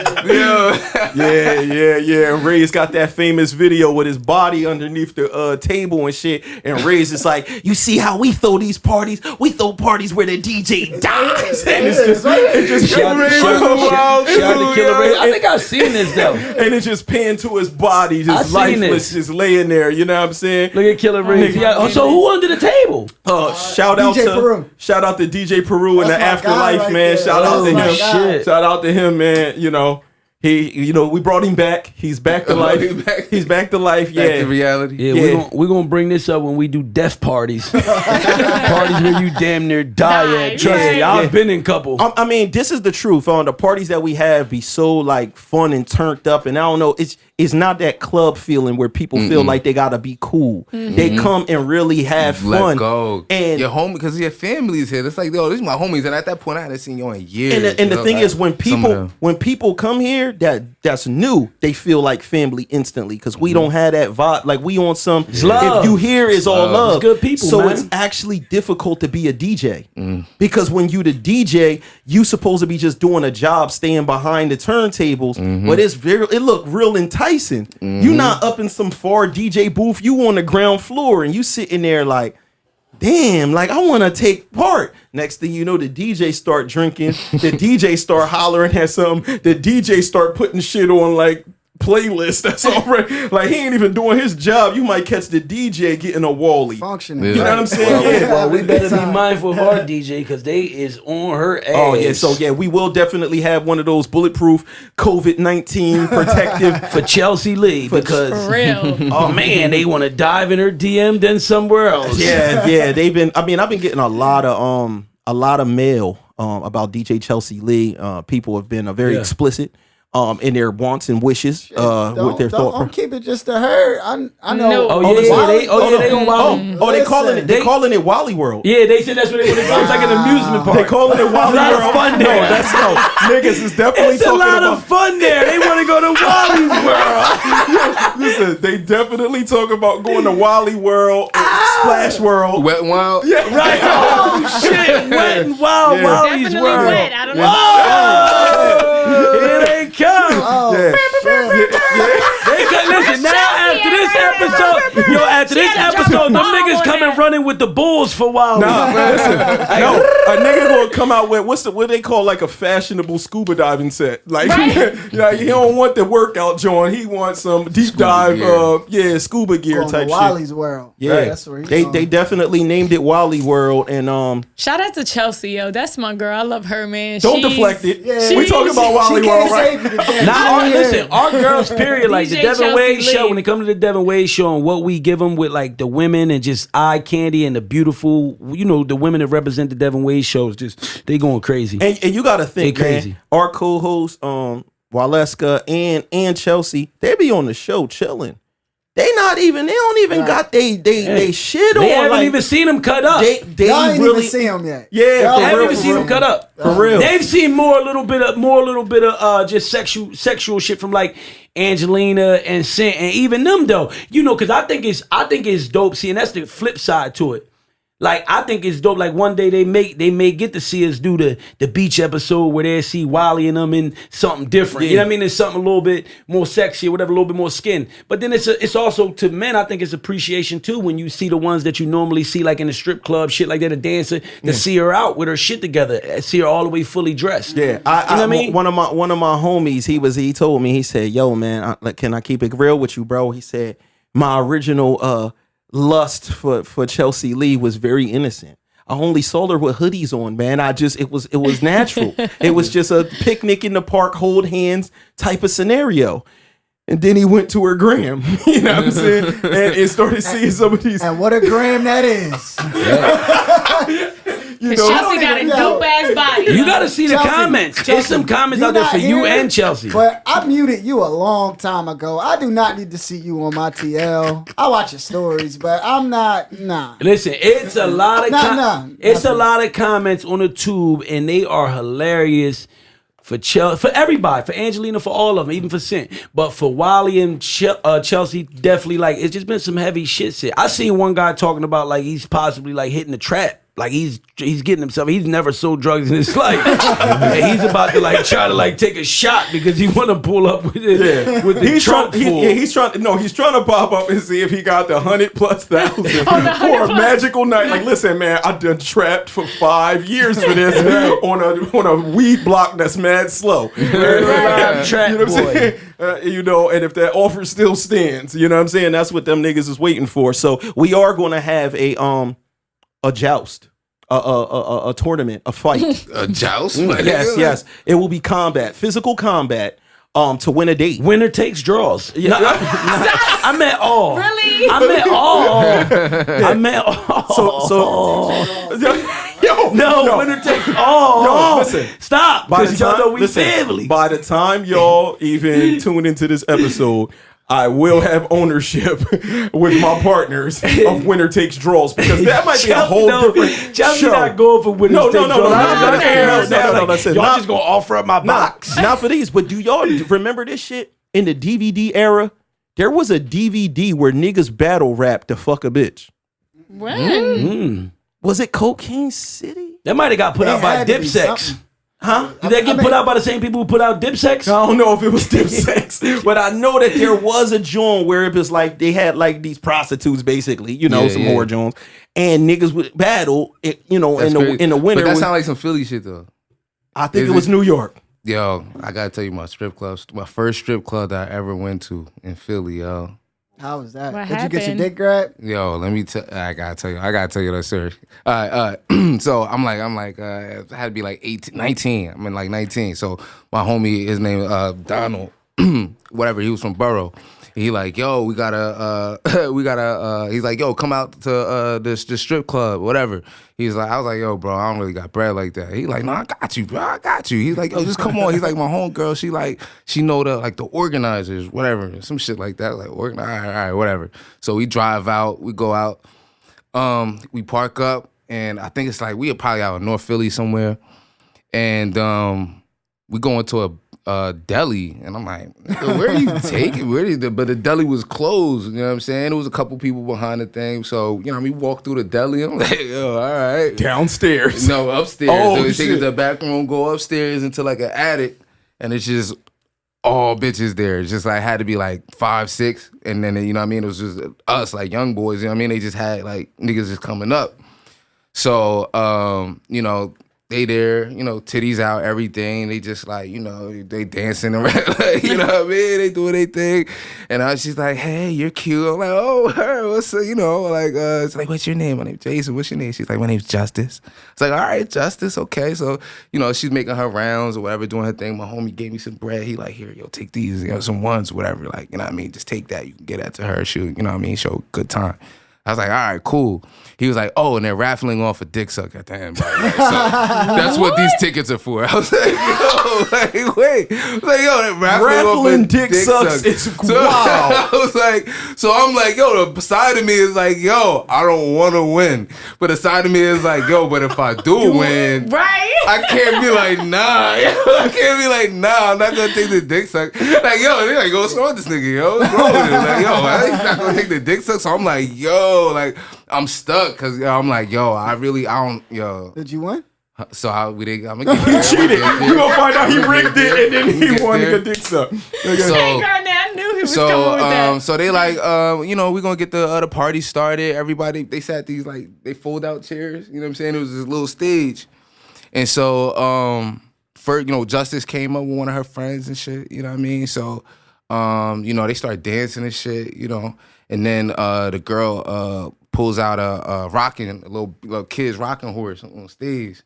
And then she strapped a big ass dildo like the size of that essential bottle onto the top of the kid's horse. Nigga, I swear to God, yo. She start riding that shit. Niggas like, yeah, yo, everybody, yeah. Human beings are savages. Mad ones, everything's just flying in the air. That's Money is just crazy. flying, yo. So she deserve do it. that. That's like big-ass ass bottle. one. Big ass dildo. Yo. Big ass bottle. She deserves So that she shit. like, oh, whoever get the most, whoever get the most money, whatever gets to fuck her with the dildo. So nigga was like, yeah, not me. It's like some other nigga was like, yeah, yo, yeah. He tossing out one. It was him. I didn't have enough, yo. Me and my niggas was wild broke, yo. We didn't have no bread back then. You was teenagers, yo. There's some wild niggas in the front, like, yeah, nigga, yeah. So then she popped off the dildo. She hands it to him. And so this nigga, he don't try to be a gentleman with it. This nigga's gonna be a dickhead with it, right? come on. So he started ramming it, like, yeah. But she was eating it though. She was taking. I'm like, yo, like she was putting on a show. So her coochie had a hell of a chin. Bruh, Could take oh a my punch. God, yo, I'm like, yo, like I was almost cringing, like like, but yo, he was like, yeah, he was like, yeah. So he started ramming it, and she's like, I'm like, yo, this is too fucking much, yo, this is too much, that's wild. yo. So then she's like, all right, now the next thing was, the two came on stage and the girl fucked her with a banana, right? She was fucking, but she peeled the banana. She was fucking her with the peeled banana. This is respectful. And then then the banana broke inside her pussy. So the banana stuck, right? So the other girl started eating the banana out of her pussy. She couldn't get it all out. So then she started fingering her, and banana starts falling out of her pussy. Like, I swear to Yo, God, this like is the wildest. This is wild, right? This is my first strip club experience. So you thought that this was going to happen? I thought this was every strip club. He went to cheerleaders and with a banana. He went to cheerleaders with a banana, probably. No, Thought it was going to off. So then afterwards, that's when they did the raffle. I didn't win, but there was a nigga that won, and I thought they was gonna take him into the next room. There was no rooms. I'm like, where they gonna take him? So they put a chair in the corner. She sucked his dick right there. Time out. Why we lined up to leave? So everybody just looking like we waiting to be dismissed, and he's just getting his dick sucked in the corner. Like, I'm like, yo, this is really wild. I'm like, wow. So this is what strip clubs are like. Then my friends took me to the Palace in Passaic, New Jersey. And it's not the strip club. That's what I That wasn't like, a strip club. You was at like an orgy joint. That was when I went, I was a like, third what world is? country. I was like, I mean, yo, it ain't. I don't think it's only Philly though. I think it's some other spots where they just you got the loose spots. You ever got went? the You loose never spots. came to one of ours at AJ crib? You got the loose spots. Oh yeah, ours was filthy. Philly definitely. I mean, don't get me wrong. Philly definitely got them. You know, we right next to Philly, so I used to do Night on Broad, Piccadilly, all them joints, man. And they'd definitely be getting. I remember one time they called me on the intercom for my cousin. They kicked him out because he was fucking, and they like, yo, anybody who here with Spanish Jose from Jersey? They was like, he outside, yo. Come get him now. I come outside, he laughing and shit. He like, oh, what the fuck you today? Like, man, I said, she wasn't fucking shit. All that type shit. So yeah, Philly get it in. Yo, it's wild. Philly got the Wild, crazy yo. joints. Shout out to Justice. I don't like the niggas you go to a strip club with that always be like, you know what? It don't matter. I got you. Because they always going to put you in a fucked up Always. situation. They going to hand you money when they not supposed to be handing you money. The bitches is right there. Yeah, like, now you just look like a it's fucking It's like, bro, like, adopted kid. I Ass should have nigga. just like danced with you the whole time. Like you don't have like don't give me no money. 1, 2. I know I don't look at strippers in their face when I go inside the strip club. It's like it's a thing. You gotta tip them. Like I remember I went to strip club with Raze. Raze was promoting his new my single God, up yo, in New that's York. gotta Went up been there with wild. Shout out Shout the out Killer to Rays. Raze. Man, listen, this is the time of our Raze, life. wild You went to guy, yo. Lust. Yo, no, we went to New York. Starlets. Yes, you're absolutely right. Starlets. You went with Raze before? I was supposed to go. to that one. Nah, man, and that day, that's how I knew how to maneuver inside of a strip club with no money. You cannot look them in their face, man. Yeah, Can't once do you it. make eye Can't do contact, they it. walking smooth over to you. Yep. Yeah. And a nigga like me, it looked like he innocent. Like they go right at me. I just nope. I don't want They're like, nothing. he's definitely Don't touch me. married I was since actually- 18. My young days in the strip club, I was actually pretty much kind of like a savage. I used to like, because I was in them and I used to stay in them. It got to the point where I used to just tell bros, they used to walk by, you dating? Or no, they used to be like, you dancing? And I used to be like, nah, I'm dating. No. I ain't even dancing tonight. I'm just dating. Who fucking? Damn. Yeah, like, that's the way. That's the where way to it get got them to out. the point because we used to go there, and don't get me wrong, like it was kind of young and ignorant, you know what I mean? Because you really go there to support the dancers, they dance, you know what I'm saying? But we knew that there was a few that was fucking, that was dating, that was the word for fucking, dating. Wow, If you that's some the- dancing, some dating, some dancing and Shout out dating. to Cheeks on Route 38 back in the day. So yeah, it got to the point where we used to just go up in that motherfucker and they used to walk by me like, what's up, you dancing? I used to be like, nah, I'm dating. I'm strictly dating. And they'd be attituded up too. They'd be like, oh, I don't fucking date, and just keep walk off. I'm like, okay. I used to just hand them money, but from a distance. Like, soon as I see them coming, I don't want you to dance. I don't want you to touch me, nothing. I hand them that. That way, whatever you hand them was good enough. Because I didn't ask for nothing. Don't come near me. Don't talk to me. And I used to do that. So we catch eyes. They walk over. Here you go. And I actually ended up pulling some Jones out of the club. And I, got the butt for absolutely free, The nigga. thing is, like, damn, what was I about to say? Like the strip clubs, man, it's damn, what the fuck? How did I lose track? Yo, What the fuck let's I'm talk about to about- You say? start thinking about Let's titties. talk and about shit like that. the Flyboy video. How about that?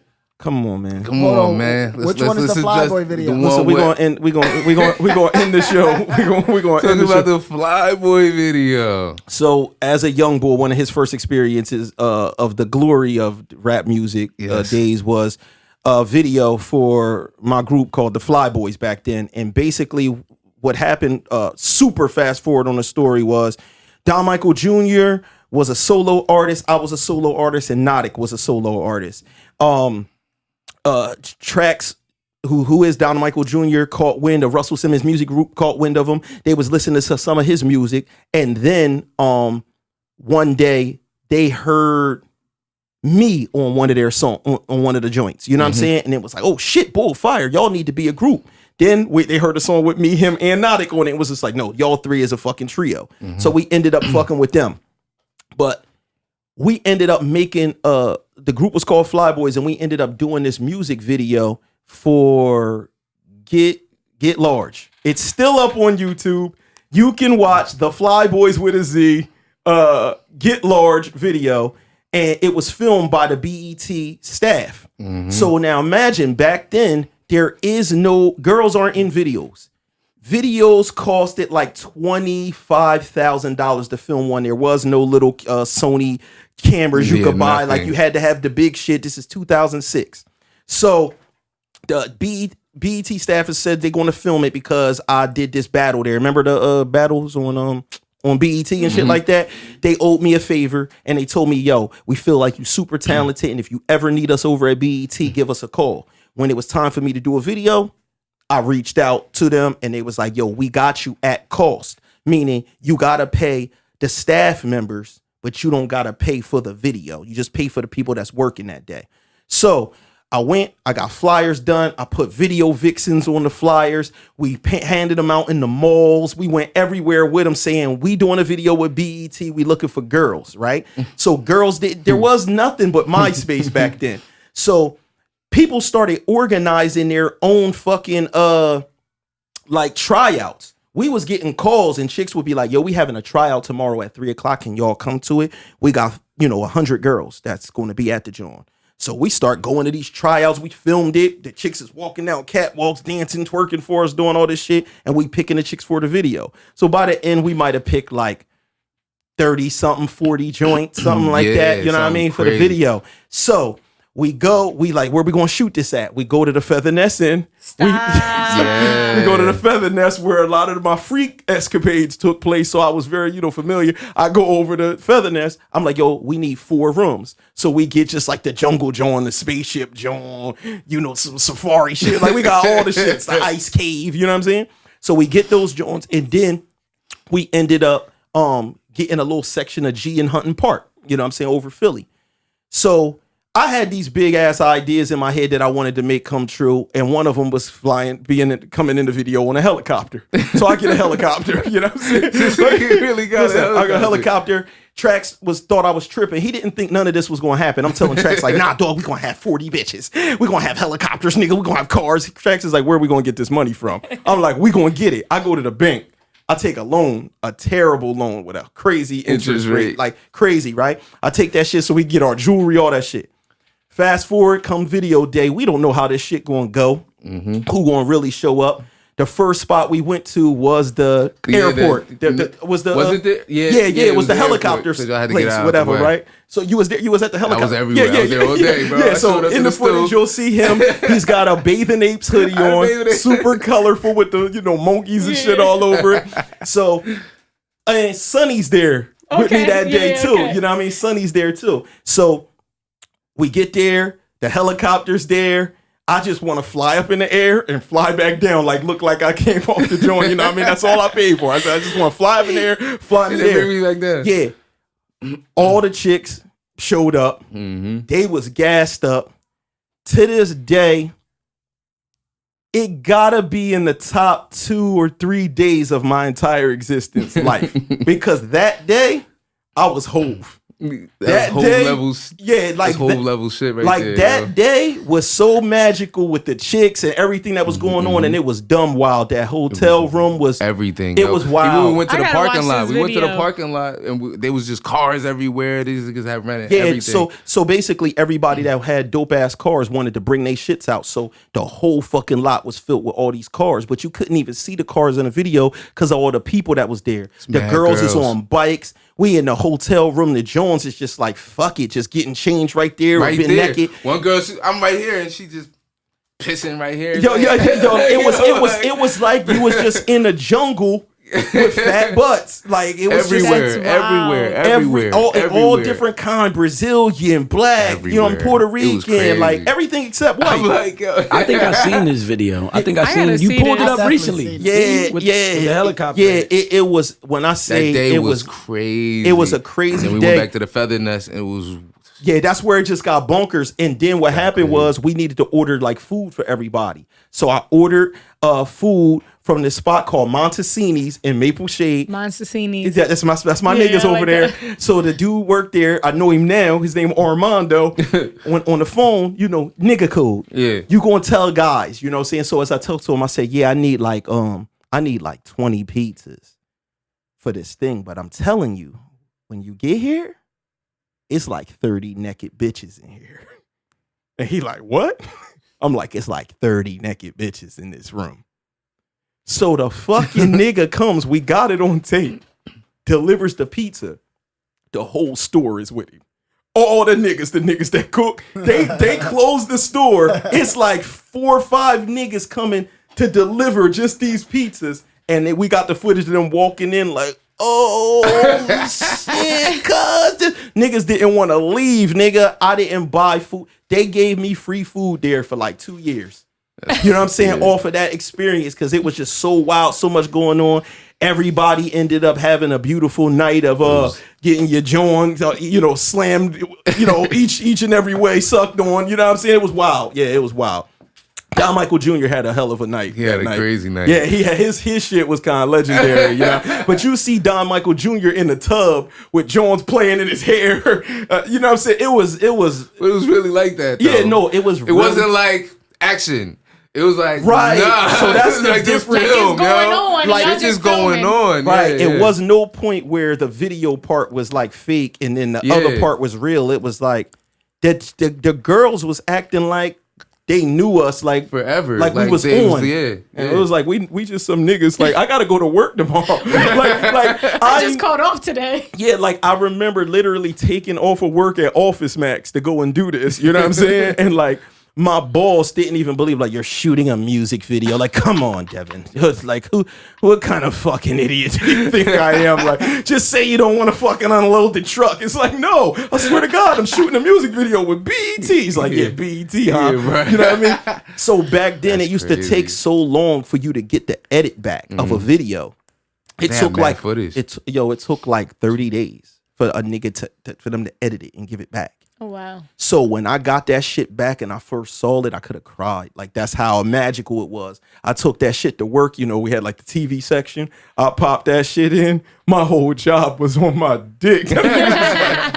Who's this nigga? You work here with us? Right, and that shit was BT level shit. So yeah, they was you going completely crazy. different person. Yeah, and then once that shit hit the MySpace, it was a filthy life. Yeah. It was a filthy life. So imagine like you, a person in your shoes, like if you wasn't with your girl, you got 30 million, 40 million plays. Back then, you didn't even have to have the plays. All you needed was the look. The look. If they saw, when you saw a girl with a professional photo shoot, you thought she was a real model. That's all you know. Like, Yeah, 'cause her nobody had pictures is access clear. to Right. stuff we So have. if a nigga had a video and that shit had that like HD quality and cars and helicopters, You it had to was have bread. You had to have like a budget. something. To know somebody. And that's what the record companies, when they reached out, all they saw was pictures. And it was like, what the fuck is going on down here? Who's funding this? And they like, we was like, we doing it ourselves. That's when they was like, come up here. I remember sitting on the roof at a G-Unit parties with like Nature, niggas from the firm, you know what I'm saying? Yeah. Scram Jones. And they was really looking at this shit like, y'all niggas did this by yourself. Y'all about to be them niggas. I'm eating lunch with Russell Simmons, kicking it with all these people. I never tell my girl. Never tell my girl. My girl was like your Dominican girlfriend, where it was like, when you're gonna just work a regular job and just get a second job and let's just buy a house, and you can't be that good at rap because you ain't got a record deal. Right. Like, yeah, like she was on that type Yeah, time, you know. I know exactly what that's like. She ended up reaching out some years later and said, good thing you didn't listen to me because you end up doing real good for yourself. And I would have never did that. But we about to get out of here, y'all. We actually, this is the longest show we ever did. I appreciate Jase Harley coming in here, telling his stories.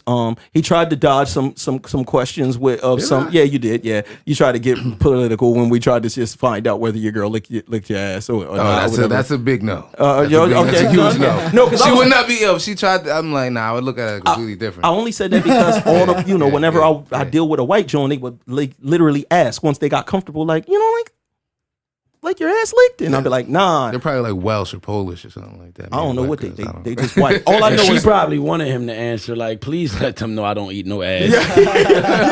So that's why I just gave you another opportunity. Thank you. Because she would have just been like, nigga, you went the whole on that. Right, like nigga, you just stayed quiet That's for my next interview, guys.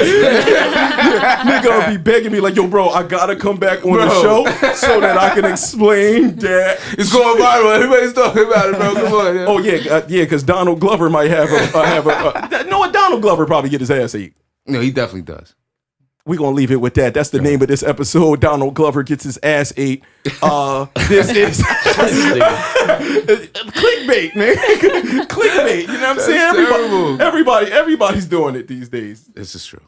Listen, for myself, for Jase Harley, for I don't know who this is right here, to be honest.